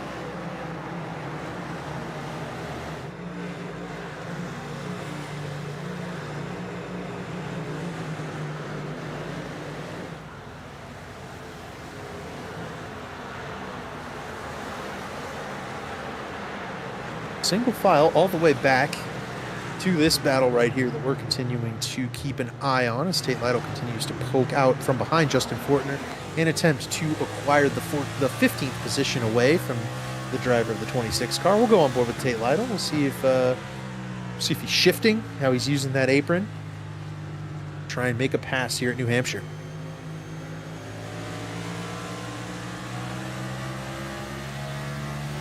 Looks like he's going into 3rd gear to get down onto that apron. I had heard before the race started that 5th gear probably would not get used much, if at all, with this particular setup. That does appear to be the case, at least at this point in the run for Tate Lytle. Yeah, it seems like most of the short tracks, you rarely use 5th gear. They just kind of mostly seem to be geared to just sticking it and forth for the most part, at least in the setups I've driven. My complaint to NASCAR would be it seems like we don't need 5. But that's neither here nor there. Tate's going to get really loose as we're on board with him. He's going to go all the way down to the apron, going to lose a spot to a Leighton Norgard here. You'll see him come into frame on the right side of your screen. Tate's currently side by side with Norgard. Can't even see that 12 car. There he is. Tate decided that's enough apron for a little bit. Yeah. Certainly using that to ill effect, I would say. I don't know. It looked like to me, Scholl got a little loose himself, and it might have spooked Tate a little bit. And that's what led to Tate's issue. But I could be wrong on that.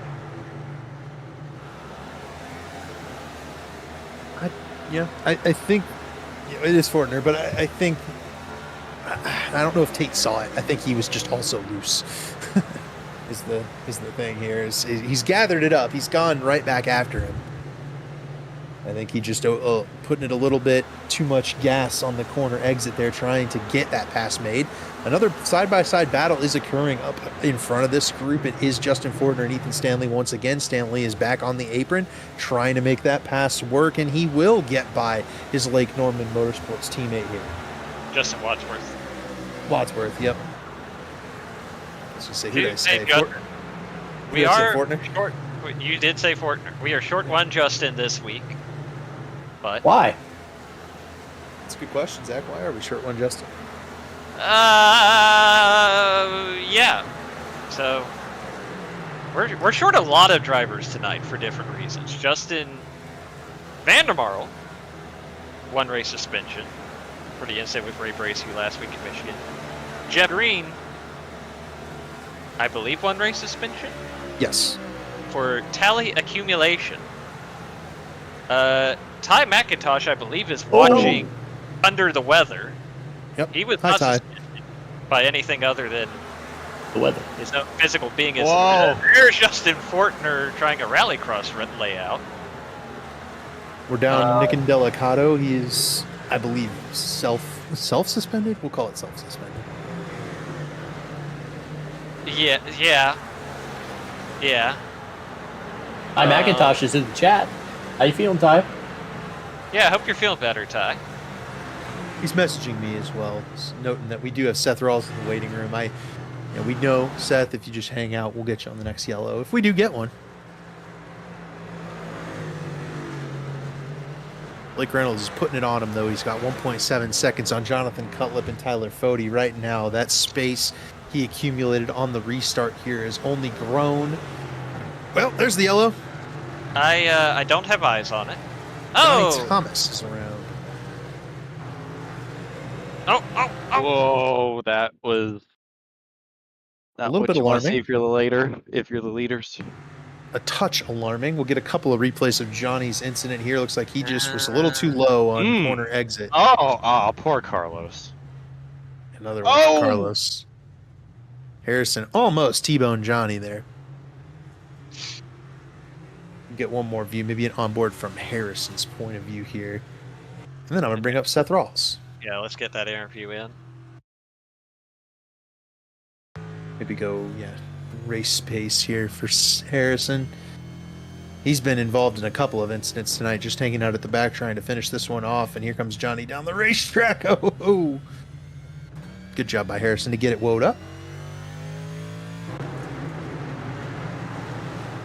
And now we'll talk to the driver of the 25 Shifty Sports Toyota, Seth Rawls. And Seth, it got started early for you, buddy. What happened out there? Yeah, that I could not. Hold on, let me get the page out here. It was definitely a wacky setup. I think definitely different from last season. That my spin on lap 17 was very frustrating. That was a very silly mistake. Haven't had that happen in a while, but apologies to Nick there. But then the big one there took me out. Fortunately, nowhere to go. But yeah. Seth, you're right. It's one of those things, but is there anything that you're seeing that I think some folks could do differently since you were kind of taken out in that big wreck? Yeah, I mean, looking back at the incident, I feel like maybe holding the brakes a little better. Obviously, I know it's such a coordinating effect and the track cleans itself basically, but if like look at hold the brakes and just the aggression was not needed. I think it was lap 75, 80, and time at yellow. So it's like knowing the time plays. Obviously, I know I spun out early in the race, but making aggressive moves like that, it's not the best, but I get it. It's racing, so. But yeah, just product of it. But I was looking forward to just having a good night, good solid finish out of here, staying the points hunt. So I think this will probably turn into my dropping. I want to say we'll have to regroup to Auto Club next week. Gotcha, Seth. Well, anybody to shout out and thank before we send you off here as we go to green? Yeah, the whole Shitty Sports team.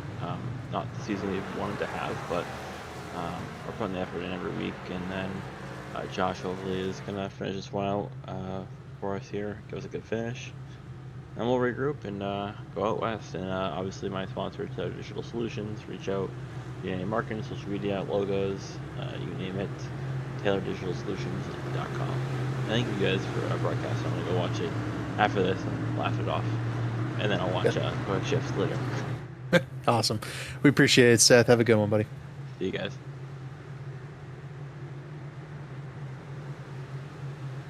Pace car is in. Blake Reynolds. Josh Adams, who took 2 tires on that pit stop, will lead him down to the green. Big jump for Blake Reynolds. Tyler Fode's going to try and clear Josh Adams and get himself back in position to fight for the race win. It'll be interesting to see how those 2 tires fare for Josh Adams, but right now it is really stacking up that high side. And top 2 able to get away. Chad Frankenfield trying to also get that next position. And Stanley's been one of the most aggressive drivers tonight. He's stuck in behind Josh Adams right here. And you can see he's kind of beating his bumper down right now. Stanley's going to jump to the inside to try and get away from Adams.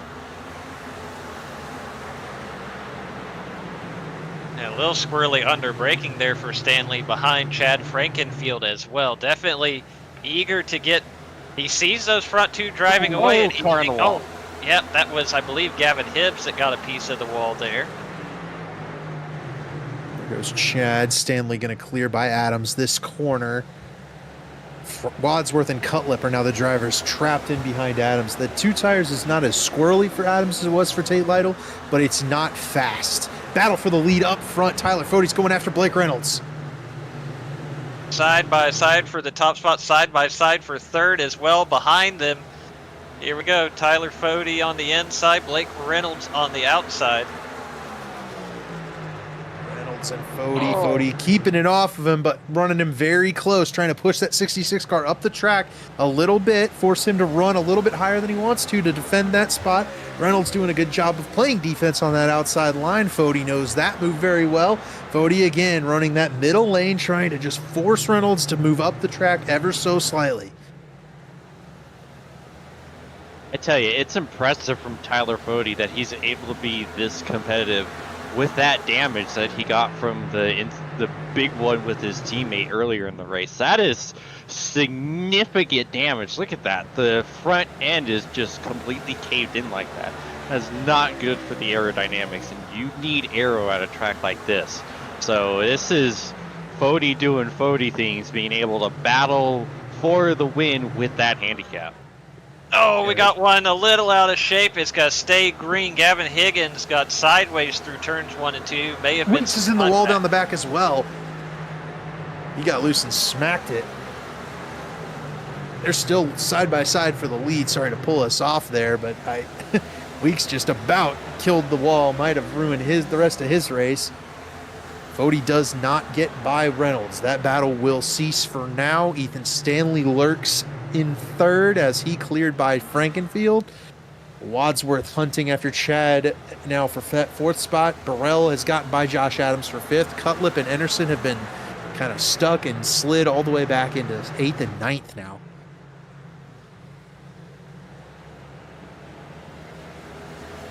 So now for Ethan Stanley, can he chase down those top two? Right now, basically on par, a little bit slower than Reynolds and Fode, but negligibly so. We'll see how that holds up if we do get another run in here.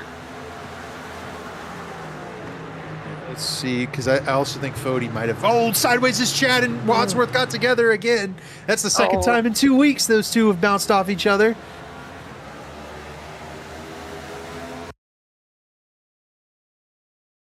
Let's see. Looks to me like Wadsworth took no, go live, please go live.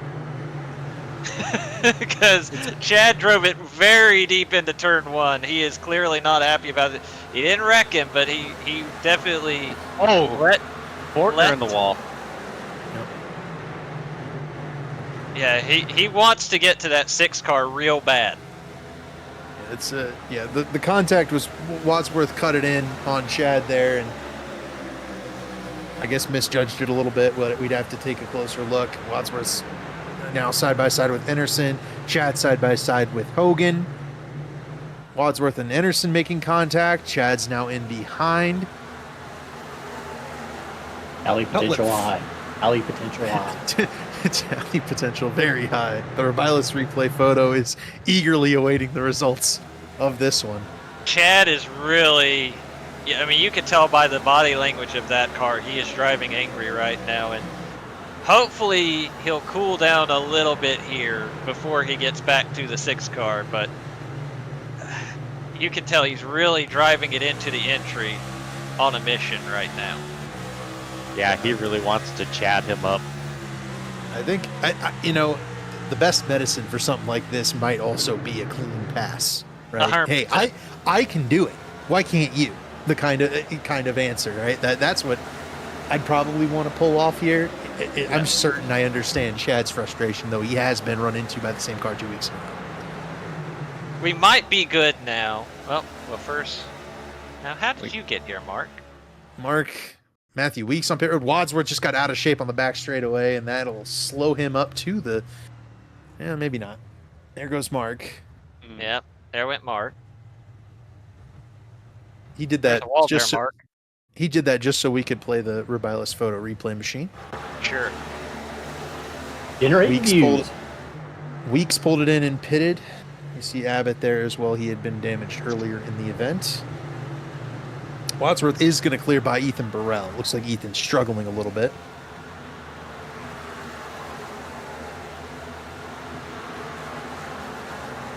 Good recovery there for a couple of guys back here, Nick Massey and Tate Lytle. They've both been involved in various skirmishes tonight.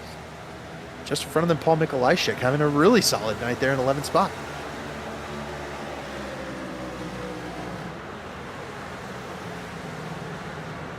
Four of those guys on the screen here battling just outside the top 10.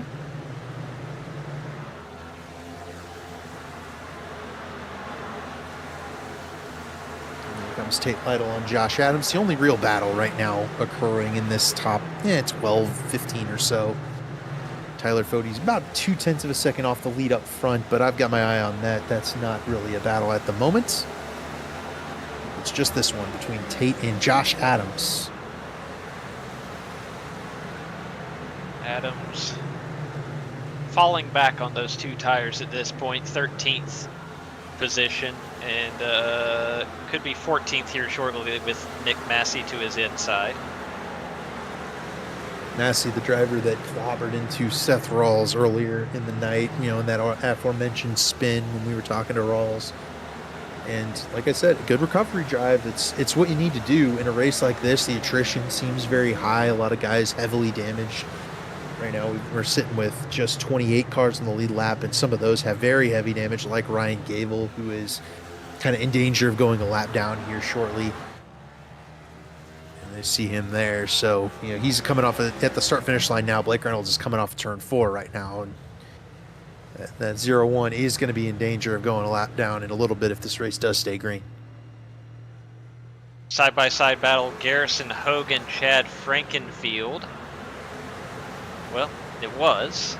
It's sorted. Yeah. Hogan tried to set it up on the run of corner exit. Chad had the better corner exit and held him off for now, but definitely Garrison Hogan trying to set that move up.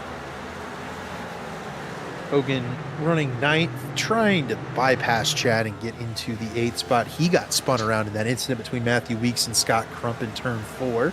So another guy on a recovery drive here a little bit, but that car looks awful clean compared to some of the other vehicles out here. Yeah, pretty pristine even compared to the car of our P2 runner, Tyler Fode.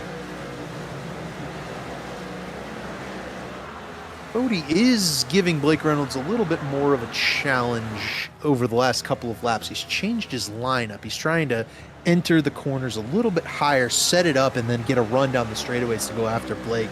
He's kept it right about here. He's been maybe a little bit closer this lap and the last lap than he was, you know, a couple of laps ago. You can see the gains in the green for Tyler Fode, but he's given Blake Reynolds certainly something to think about right now. He can't just go out there and run those clean laps. He is thinking about that driver behind.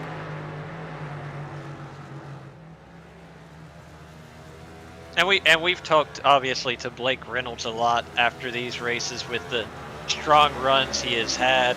You know, 3 podium finishes already this season, but still looking for that win. And so much he has talked about, you know, wanting to earn the respect of these drivers in the Belly Up Sports Cup Series. You saw that in that side-by-side battle with Tyler Fode. I don't know that they ever even so much as touch doors as they race side-by-side for the lead. And right now he's holding his own. Oh, they ain't touched doors, but they touched ends. Well, I think, yeah, this is Blake saying I've been really, really nice to you, and then you did that. Respect is out the window, I believe. Talk about a commentator's curse. Wow. Zach wasn't even finishing the point about respect, and we're getting this. And the happiest man in the world right now is Ethan Stanley, because this has allowed himself to draw right to their bumpers. I want to note that I do think the initial contact was intentional, but I think Fode got Reynolds a lot more sideways than he intended to. And then the subsequent contact was Fode not realizing he had gotten Reynolds quite so sideways, and it squirreled him up even more. And That's slowed him up, and ultimately Reynolds gets the lead back, but understandably is not Oh, too big thrilled with the block. 40 car. Big Oh. block. Yeah, that's yeah. Nick Reynolds clearly playing the old "I will race you how you race me" card at this point in the proceedings. That's very much right. And funny enough, right, two Lake Norman teammates behind the car in front of these guys that you've kind of seen on the screen. There he is. That's a teammate also. It's Tyler Fody and Ethan Stanley in Ryan Gable. Unfortunately for Blake, his two teammates are inside the top 10 and not in danger of going a lap down. Any message to Gable here? I wouldn't. He'll probably run normal and force Blake to make a pass, but I don't know if Gable's a lot his car's slower. in good. Hey, I was about to say I don't know if his car's in good enough shape to try anything here other than getting out of the way. Mhm. I mean, And you can it's- see how out of shape he was on corner exit there, and he's under no pressure at the moment. Yeah, it's less of a I want you to run into the leader or slow down the leader kind of thing, and more of a, well, if you can just, force him to do something a little bit different, that would help type of call here. But I think ultimately the best move for Ryan Gable is going to be exactly what he's doing right now, getting the heck out of Dodge. If anything, Gable should be a little pissed off at that third car there in line. That's the Yeah. one that spun him out originally. Shaking his fist as Stanley goes by. They're in the same team chat. I'm sure Stanley's got an earful about it already. Ryan did jokingly say he was going to wreck him on purpose and then went by. Well, there you go. Battle for the lead has calmed down for the time being. But boy, that was sure exciting there for a moment. So right here we are looking at, this is the 11th position. My mistake. Paul Lychik is running 11th. Tate Lytle 12th.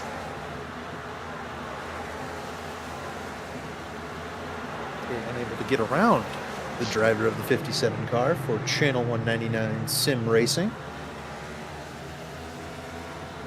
Again, Paul's had a good day.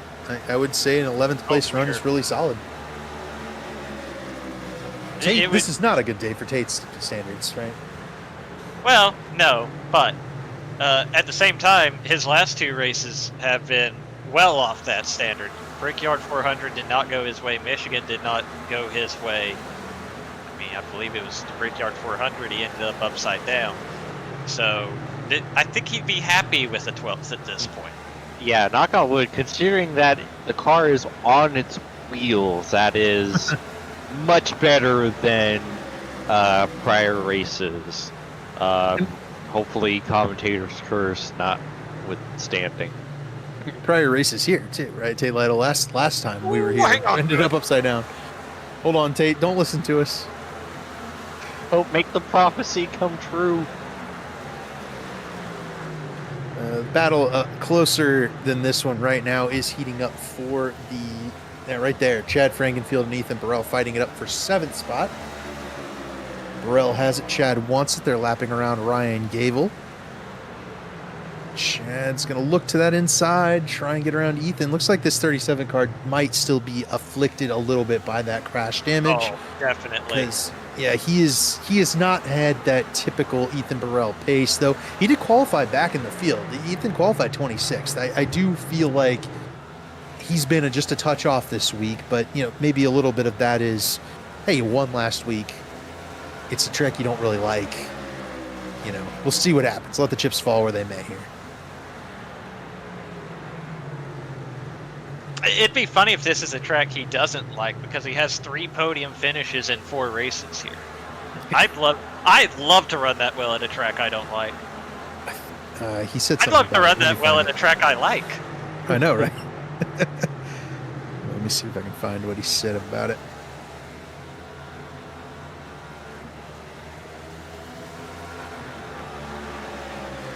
He said, I really personally dislike this track. I can run fast lap times, but I always fail to keep the tires from wearing out. Hopefully the new scan will help me. And as he falls to 9th, I don't think it's helped him at that specific aspect. No. He'll take a 9th place finish, though. I bet he will. Battle heating up for second between Tyler Fode and Ethan Stanley. Looks like they have dropped about a second off of the pace of race leader Blake Reynolds. And after that contact, Reynolds has decided, it's time to go run and hide. Yeah, he set sail. Reynolds sent a message before the race was saying, maybe I'll decide to win today. Oh, here we go. Stanley, is he got to go to the apron? He is. Can he get the run off the corner? Doesn't matter. Caution's out. And that's going to change everything. Justin Fortner is showing on pit road. It might have been him. He has apologized over the voice chat. Oh. That will do it right there. Just gets out of shape. I mean, honestly, that's a tough break there because he did everything right to try and keep the race green as far as keeping it against the inside wall, trying to tow as quickly as he could. Honestly, hindsight's 2020, might have been better off trying to throttle out of it and getting off towards turn one, but obviously his mindset was to keep this race green, not ruin this green flag run, and he did, by his estimation, the best effort he could at that. And kind of a shame it didn't work out because clearly he was trying. Yeah, he was, and all he needed to really do was just get back to the pits, I think, is probably all he had to do. But we're keeping an eye on him here as they roll down pit road for pit stops for the final time tonight. Everybody coming to take tires, and we saw Josh Adams fall back with 2 tires. I don't feel like that's the call. I think you need all 4 here. Yeah, Big 10-4. I'm sure somebody will try the 2 tires, but there it is. I think we know at least one guy who did. I think that's 2 guys who did. I would not. Do we need to run an ad still, Dave? I believe we didn't run Gateway. We might have. Oh. 3 years of sellout crowds, 3 years of edge-of-your-seat action, 3 years of jaw-dropping finishes. Worldwide Technology Raceway has rocked the world of NASCAR, and now NASCAR is giving us another reason to celebrate. The 2025 NASCAR Cup Series Championship Playoffs are coming Sunday, September 7th, 2025. Go to www.raceway.com for the hottest ticket of the year.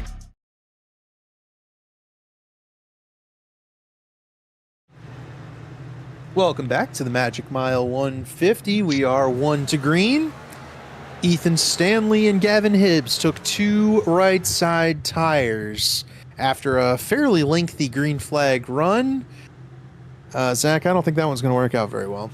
Well, we're going to find out together, but I don't. We saw how it worked for Josh Adams that last time around. There's still 20 laps to go, and the game plan here is they're going to wreck a whole bunch behind you and nobody can pass you, but we'll see. The other game plan that's going to happen here is that Ethan Stanley's going to call his teammate Tyler Fode and probably also Jonathan Cutlip and pull him past Blake Reynolds on this restart. And that'll be very interesting. Green flag out, Stanley with a big jump, Fode well clear of Reynolds. As I mentioned, now Reynolds going to take to the inside, try and get Gavin Hibbs 3 wide. They're scattering to the apron behind, 3 wide for second. And now Fode and Reynolds are going to be side by side off of 2. Give the advantage to Tyler Fode down the back straightaway, but they're chasing Ethan Stanley. They're and there's Michael Hosek around, but he's got to keep it going. We stay green. Meanwhile, battle for second. We saw what happened between these 2 earlier. It's Blake Reynolds and Tyler Fode battling again. But they've got to be smart. No, they aren't. Oh. No, my pick. I was about to say, you can't let Ethan Stanley get away. You've got to be smart here, and that was I'll wait until the replay, but yeah, I'm not entirely sure what even happened. Yeah, I'm not sure either. Reynolds gets a little out of shape on corner exit, but he gets it under control. Looks like Netco to me. Yeah, like they're side by side fine, and then just Fode's car kind of gets sucked down into Blake, and it just gets turned. Yeah. That was strange. Yeah, I think that's 100% what happened. I think you're right, David. I was running some practice laps with Oh.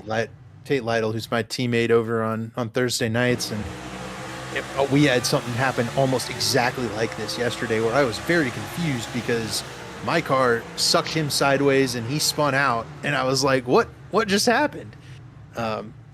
Almost, I feel like, looked exactly like that, where we were just side by side and it just sucked you around because the game decided, there's contact happening between these cars, and not these are two drivers pretty well skilled, under control, running very close together and not giving each other any room. Yeah, some significant front end damage for a cut lip here on this incident. Yeah, I mean that's just, you can see how Fode's car is inside of Reynolds' car, and nowhere to go for poor Jonathan Cutlip here. Another guy who's in need of a win. We've been talking about him hunting for it for multiple seasons at this point, and stuff like this, it just keeps kind of happening to him.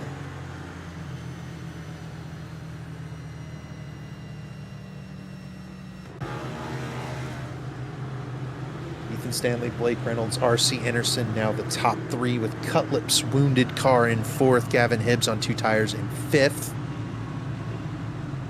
All that commotion sent Tyler Fode tumbling down the order. He will restart outside the top 25. We'll give a quick shout there to, if I understood the radio communications there correctly, Brent Jones getting the free pass under this caution. First time we've seen Brent Jones in a couple of weeks. The last time we saw him was at Zandvoort. So welcome back, Brent. Yes. Or do we call that a new car? He got a new car delivered, new chassis delivered, and new engine. Harry Hogg just built a new chassis in the barn out back, and he's ready to go. Who makes the chassis for Abbott Motorsports? Do we think that's William? Are they shipping those across overseas? British Boy, I hope manufactured. That would be expensive. Well, for right now, they're at least regular price. They're not 25% more. Okay, we're not. No. So for right now, it's okay. One lap to green. Economics jokes.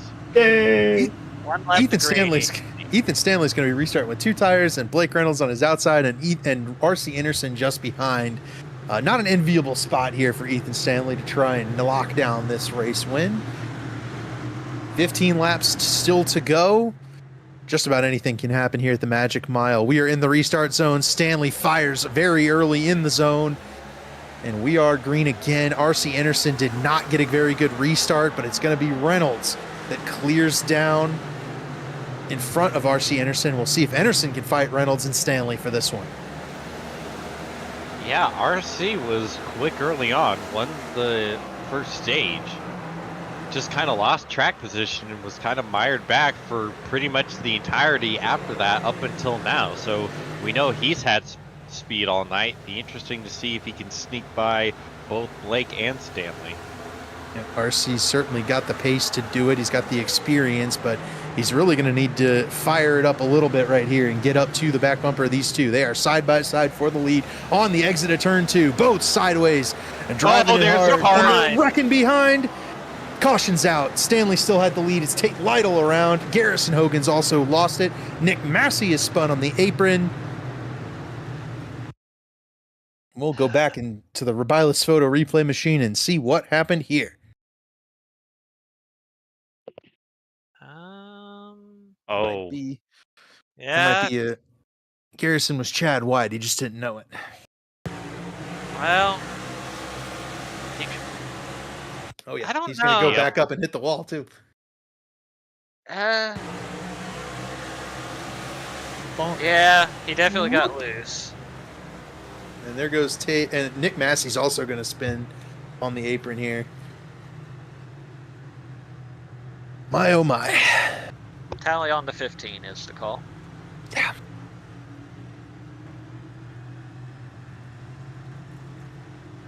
Massey and Lytle, innocent bystanders in this one.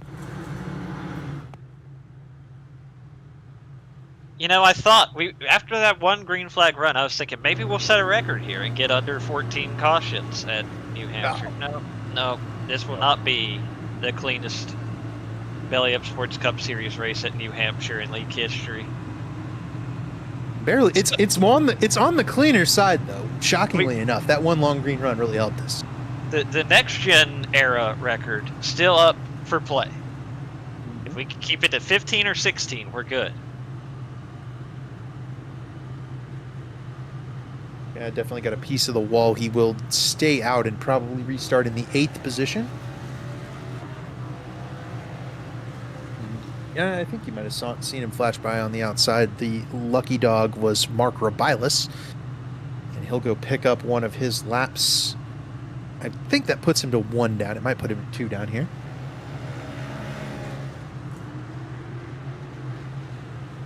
Yep, 1 down for Mark Robilis there in 31st spot. He'd be the only car available to get those. He's the only one still running that's off the lead lap at this point. He'll be headed to Gainesville this weekend. What's in Gainesville? The NHRA Gator Nationals. Oh, Yes, pictures, sir. The season opener. pictures of some drag racing cars. That'll be cool. Very fast race cars. Faster than these. Yes, considerably. See if they're faster than Ethan Stanley as driver 91 will restart with the lead once again. Blake Reynolds was challenging Stanley for the lead. It looks like Blake needs about 2 laps to get to Stanley and kind of work his way around.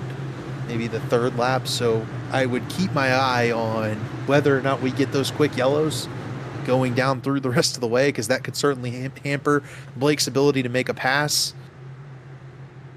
You will find out. As remember, Stanley is on those 2 right side tires. Green flag out once again. Stanley fires very early in the zone. Reynolds able to keep up with him this time. Able to, in fact, keep himself side by side with Stanley going into turn 1. Reynolds is going to cut to the bottom on Ethan Stanley and look for the lead. Got to the inside. He's going to have the run, but can he stay alongside Ethan Stanley? It's still side by side as they head to turn 3. Big lunge to the inside for Blake Reynolds. Can't Stanley quite clear him. pinches him tight, but I think Reynolds is going to get clear off turn 4. He will. Blake Reynolds to the lead. Stanley back to second. He's been aggressive out of this spot. He's going to drive it in, give the little bit of a bumper to Blake Reynolds, but not enough. Here comes Anderson to the inside of Ethan Stanley. Stanley got a good run on the outside, though. Reynolds, Reynolds in the wall. Reynolds and Stanley in the wall. Caution is out. And Blake Reynolds is wrecked on the back straightaway. No. Oh. Poor Carlos. Oh, man. Wow. It looked to me like Blake Reynolds got a little bit loose before those guys ever got there. You see that car is sideways stepping out and wads Ethan Stanley up into the wall. Yeah, if that's any kind of net code, that's huge net code. That's not. No, that's That didn't look like net code to me. And you know, we've talked about the handling of these cars all race long. We've made it a very big talking point in this broadcast. That guy is like the one guy we would have said, he'd probably be okay. The rest of these guys might struggle, but this guy's probably going to be fine. This guy was not fine and lost it himself. And that's eye-opening to me for sure. I mean, you know, if you're watching this, you're an iRacer of some kind and you're trying to run. That guy's run in the Coke Pro Series. He's done this stuff at a very high level professionally. Yeah. Wiggled and lost it. It can happen to anybody. If he of all people had an issue, then what hope do the rest of us have? Well, it just means everybody can have an issue. That's what I'm trying. That's the point I'm making. Is it's very possible for anyone. Show corner entry again, if we can. Let's go back to it.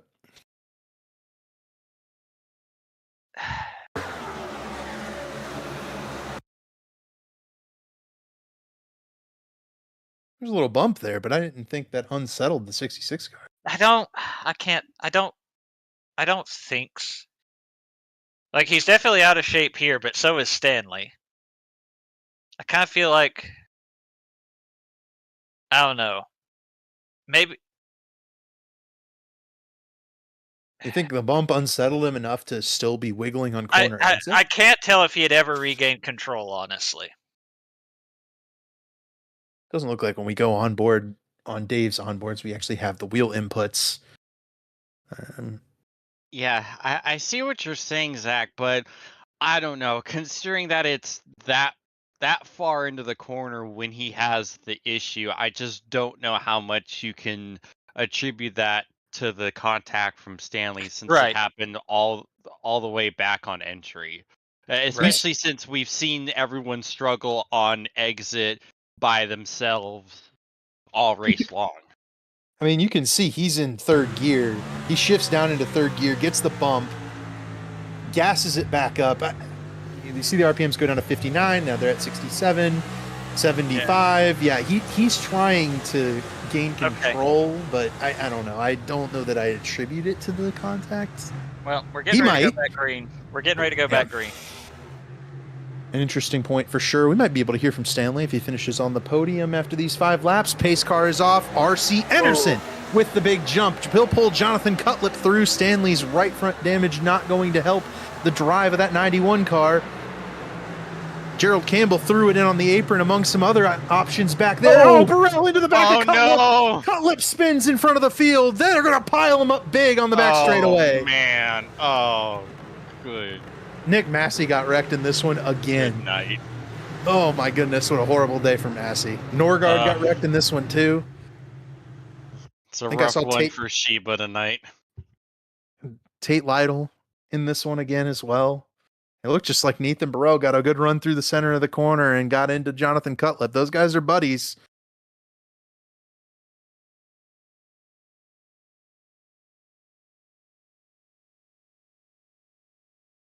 And it put Cutlip just perfectly perpendicular to the whole field. And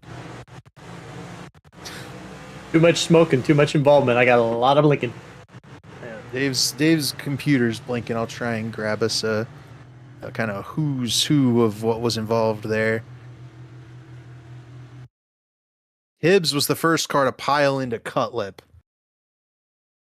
You can kind of see him there on Dave's screen. Involved are going to be Lytle, Norgard, Massey, Hosack, Schuld, Dewar, Jones, Goodman. I think that'll be everyone.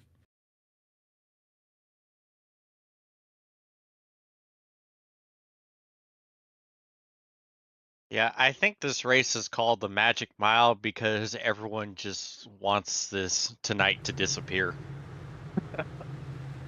I'll tell you, I've been through a lot of New Hampshire races in a number of years, on the service and broadcasting racing. It's a tough race every time. These guys struggle with it no matter what series I've been in, no matter what car combination we've utilized with New Hampshire. It's a tough track. It's tough for these guys to find rhythm, find braking points equivalent to others where you don't make contact with those other drivers. We've seen 17 cautions tonight. We are not going to have the cleanest next-gen car race in the Elite Cup, Belly Up Sports Cup Series. Oh, RC doing a little lane switch here. He's going to start in front of Ethan Burrell, and I believe they're teammates.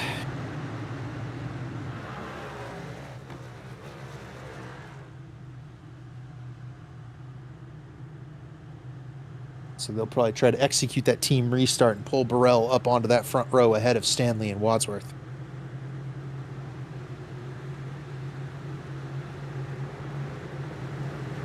A couple of names before we get this restart to mention, before they inevitably get shipped into oblivion. Gerald Campbell and Gavin Higgins have entered the top 10. We'll see if they complete our green-white checkered here, still inside it. Pace car down pit road. R.C. Anderson in control of the race here on the outside lane. Pace car is off and he will go. Anderson with a big jump on Ethan Burrell.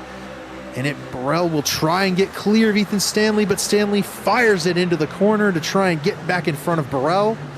Side-by-side battle is going to be music for R.C. Anderson as he pulls away down the back straightaway. Oh, they're wrecking in the back. Oh. Will that that will bring not out a draw the caution? yellow. No. No, Gable's still wrecking into people down the back. They still haven't done anything that caused a yellow yet. We're going to get the white flag. Now. White flag is out. 1 lap to go. The battle is for second behind R.C. Anderson. Stanley has it. Burrell wants it. Wadsworth also trying to go get it. Stanley loose off turn 2. Here comes Burrell up top. Wadsworth super loose too. Into turn 3 for the final time. R.C. Anderson is going to come through and win the Magic Mile 150. It's the battle for second that's up for grabs. At the line it will be Ethan Stanley over Ethan Burrell. Justin Wadsworth finishes in 4th. Scott Crump 5th. And it'll be all R.C. Anderson tonight. He dominated early, fell back late, but was, I would say, gifted an opportunity to take this win home. There's Jonathan Cutlip and Ryan Gable's contact. Gable's still out of shape, smashes into Michael Goodman, and he gets somebody else here. That's Nick Massey again. What do you know? Also tags Garrison Hogan.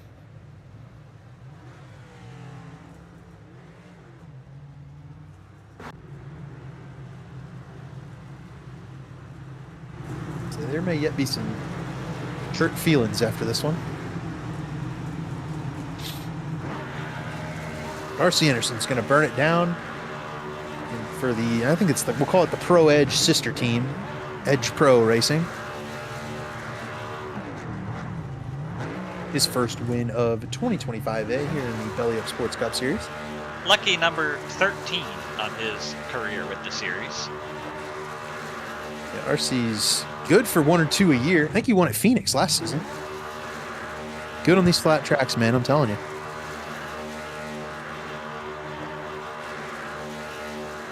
Ethan's Stanley and Burrell finished just behind. And I mentioned him before. Gerald Campbell did come home with a 9th place finish. Good for Gerald. He was involved in some shenanigans tonight. Paul Mikolajczyk also comes home with a top 10 run.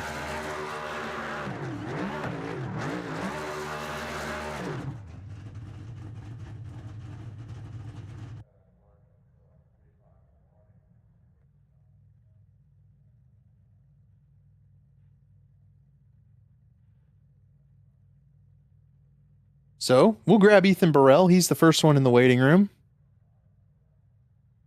And we'll bring him in and see if we can't grab him. And I see the mic's muted. Ethan, you got us, buddy? Yeah, I got you. Well, Ethan, P3 tonight, though I think your night was a lot more adventurous than that. You know, take me through it, especially starting with what was kind of an uncharacteristic qualifying run there for you. Yeah, that was the beginning of a long night. I kind of threw away the first lap. You know, it's pretty common for us out here, and especially in the Cup car, you just cruise around lap 1, get a little heat in the tires, and then really go for it on lap 2.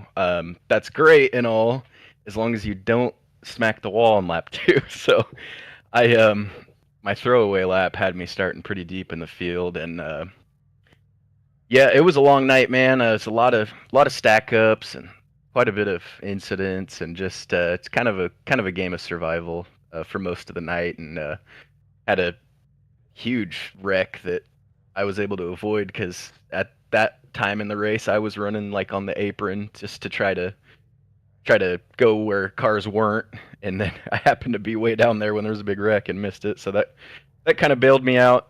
And then yeah, just was kind of up near the front at the end there. I didn't really know exactly how to run kind of with the front guys because I didn't really spend any time up there, so you kind of felt like I was at a disadvantage there, just trying to keep up and figure out kind of where they were braking and whatnot, and it kind of worked. So now this is the 3rd race in a row we've been talking to you at the end of it, Ethan. Going into you know, another big track after the win at Michigan. You go to Auto Club here next time out. How do you feel? Think we could see you maybe go for another win there? I feel pretty confident. Yeah, that's a good track for me. I think I've won an elite race, I think in the Xfinity car at Auto Club long ago. I want to say I was battling Josh Adams for it. It was like season 1 Xfinity. So I feel pretty good there. Yeah, I'm feeling pretty good about the outlook moving forward for sure. And was there any like pressure taken off by winning that race last week? With this winning your in type system, obviously, points less of a factor for someone in your spot. So, but did that help you, overcome the struggles with this track that you've self-proclaimed hate despite some really good results? Yeah, for sure. Yeah, it's kind of one of those weird tracks where like I don't quite get it. I don't like I can be fast for a couple laps and kind of burn the tires. So it's just about knowing how to survive and just being around at the end, I guess, is kind of what has me having a pretty good average finish here. But yeah, I would have liked to get some stage points to try to stay up there near the front, but I didn't get any because the qualifying. And then yeah, man, it's been nice to have a couple good finishes here. So it's always good momentum moving forward, and that win definitely takes the pressure off. And before we let you go, let's get those shout outs and thank yous on this podium finish. Yeah, big apology to John Cutlip first of all.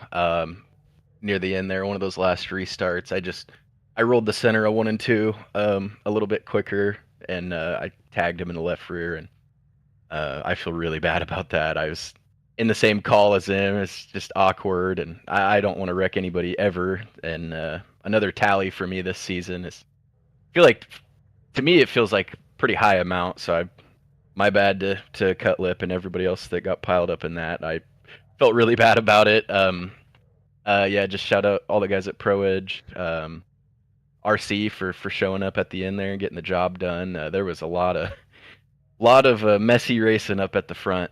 I unfortunately was a contributor to that, but shout out RC for getting the job done. My wife Rachel and Betty for watching. Best friend Austin as well. Shout out Dan Martinez too. He's been going through some stuff, so we're thinking about you, Dan. And yeah, thanks to you guys for dealing with us for a couple hours. We appreciate it, Ethan. Congratulations on P3 after a win last week. It's been a bit of a hot streak for you here, so hopefully we'll talk to you again next week, buddy. Yeah, we'll take it. Thanks, guys. It's P3 Ethan Burrell. Let's grab runner-up finisher Ethan Stanley, who maybe had the most adventurous night of anybody we're going to talk to here. Ethan, I usually say take me through your night, but let's start with take me through the I guess the opening lap where you got some damage, and then that incident there with your teammates entering turn 1. Yeah, setup was super tricky, super loose off, and it does the next gen thing where it kind of walks back and forth. So yeah, I got some damage at the beginning. That was like a minute and a half. Got it eventually fixed and started make my way back up front, and kind of fell in love with that bottom line.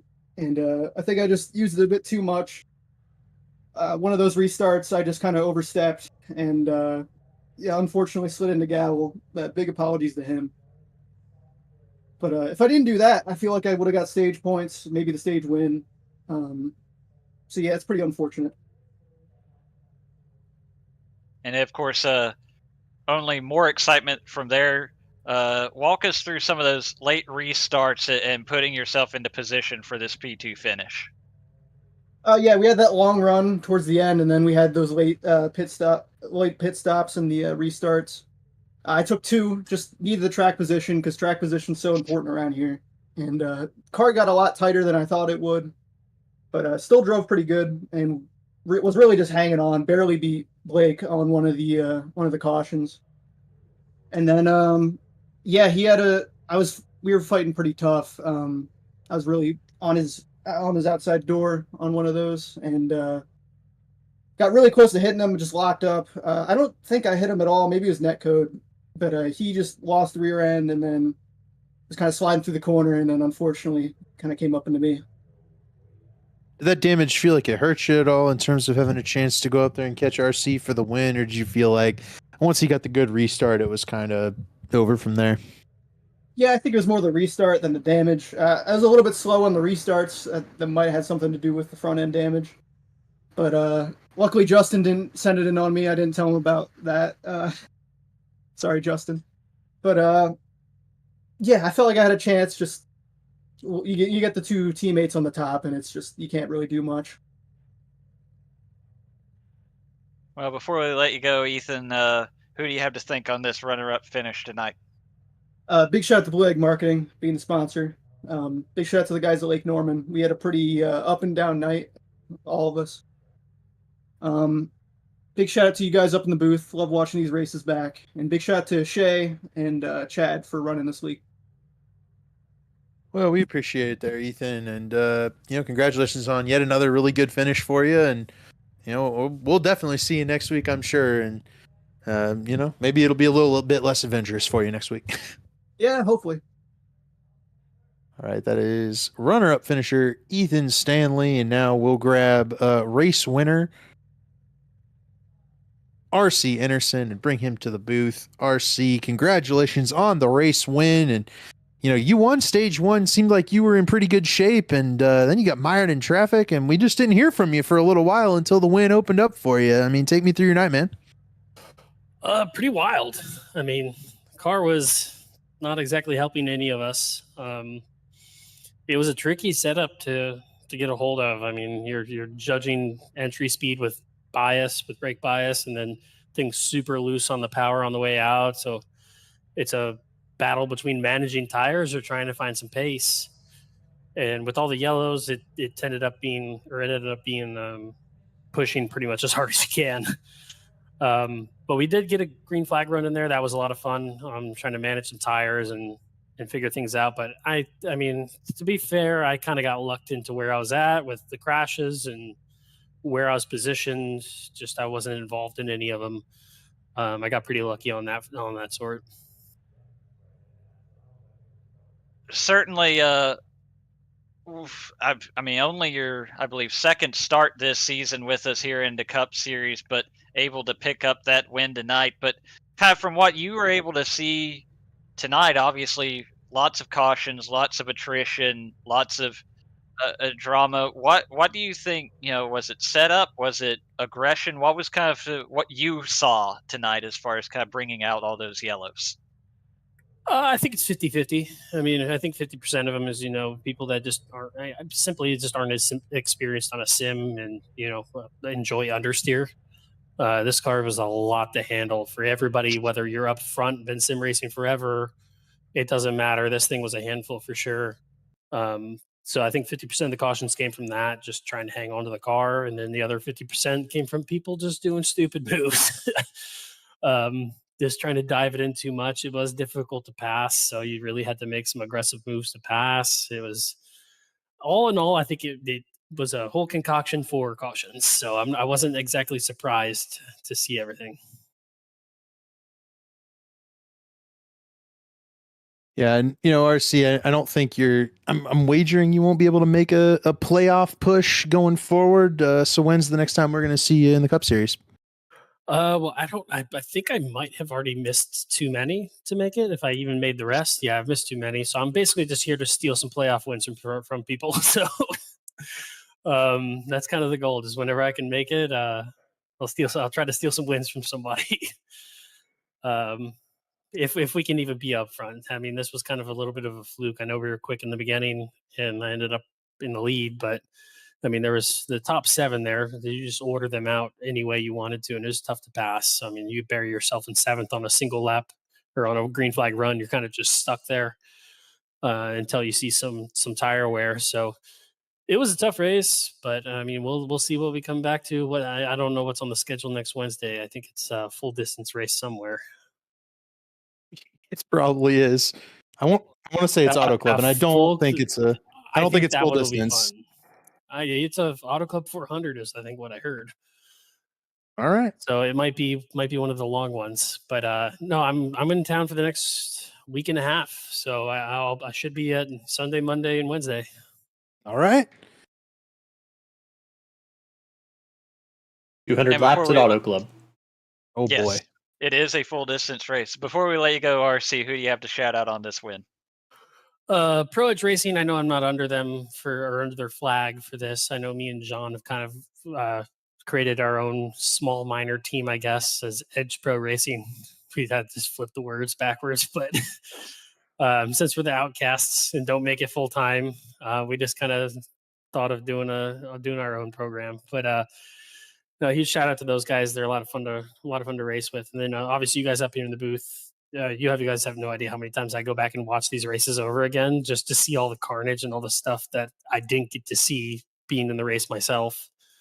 Even when I miss races, I'll be on the road and I'll watch you guys on the broadcast. So it's cool to watch.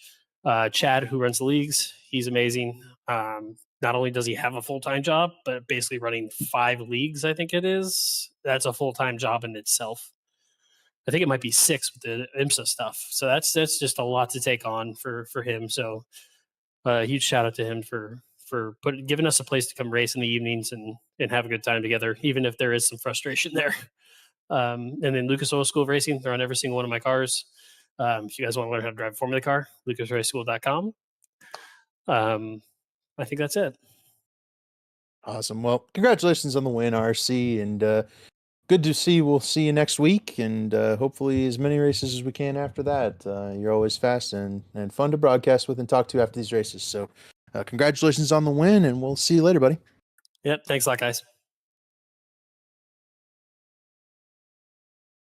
That was race winner RC Anderson, and we'll go ahead and get our final thoughts out of the way here and close off this rather long and arduous broadcast. We'll start with you, James. What do you anticipate moving forward as we kind of get into the stretch run of the season here? Yeah, that race, it was exciting. You can definitely say that. A lot of crazy incidents and a lot of jaw droppers. But all in all, we did see some really good racing. We did have a really long green flag run, and it was cool to see everyone just battle it out. And I'm looking forward to next week with Fontana, being another long one, another draft track. We've saw some really good races at the draft tracks like Michigan a week ago. So I'm really curious to see how that one goes. And, with a lot more room to run compared to Michigan being a lot more narrower by comparison. Yeah, it's exciting. I think we'll probably see the similar names that we've seen up front at a lot of these races up front battling again. And I would say maybe there's a little more bad blood this time. Zach, what do you think? Well, I certainly hope not, but that's definitely a possibility. And, I do want to take a moment to mention Shay Mitchell did mention as he was signing off from the lobby, and I believe he also sent a message to Dave Huckleberry. He was race control tonight. He has been race control for the first 6 races of this season, and he's about to be on father duty. So it looks like he will be stepping away from the race control tower. So that's going to be somebody else's problem next week if there is bad blood. But hopefully, like James says, a little more racing room and 400 miles. Patience will be rewarded. Hopefully, we'll have a much calmer race at a track that usually puts on some really good stock car racing here on the iRacing service. Yeah, Auto Club, always one of my favorite tracks. So tune back in with us next week on, I believe it says March 12th there, next Wednesday night, same time. We'll be, actually might be an hour early since it's a full distance race, and we'll be broadcasting you guys 200 laps at Auto Club for Belly Up Sports. Dave Huckleberry, the producer, James Watson, Zach Evans, David Westergreen. That was the Magic Mile 150, and we'll catch you next week.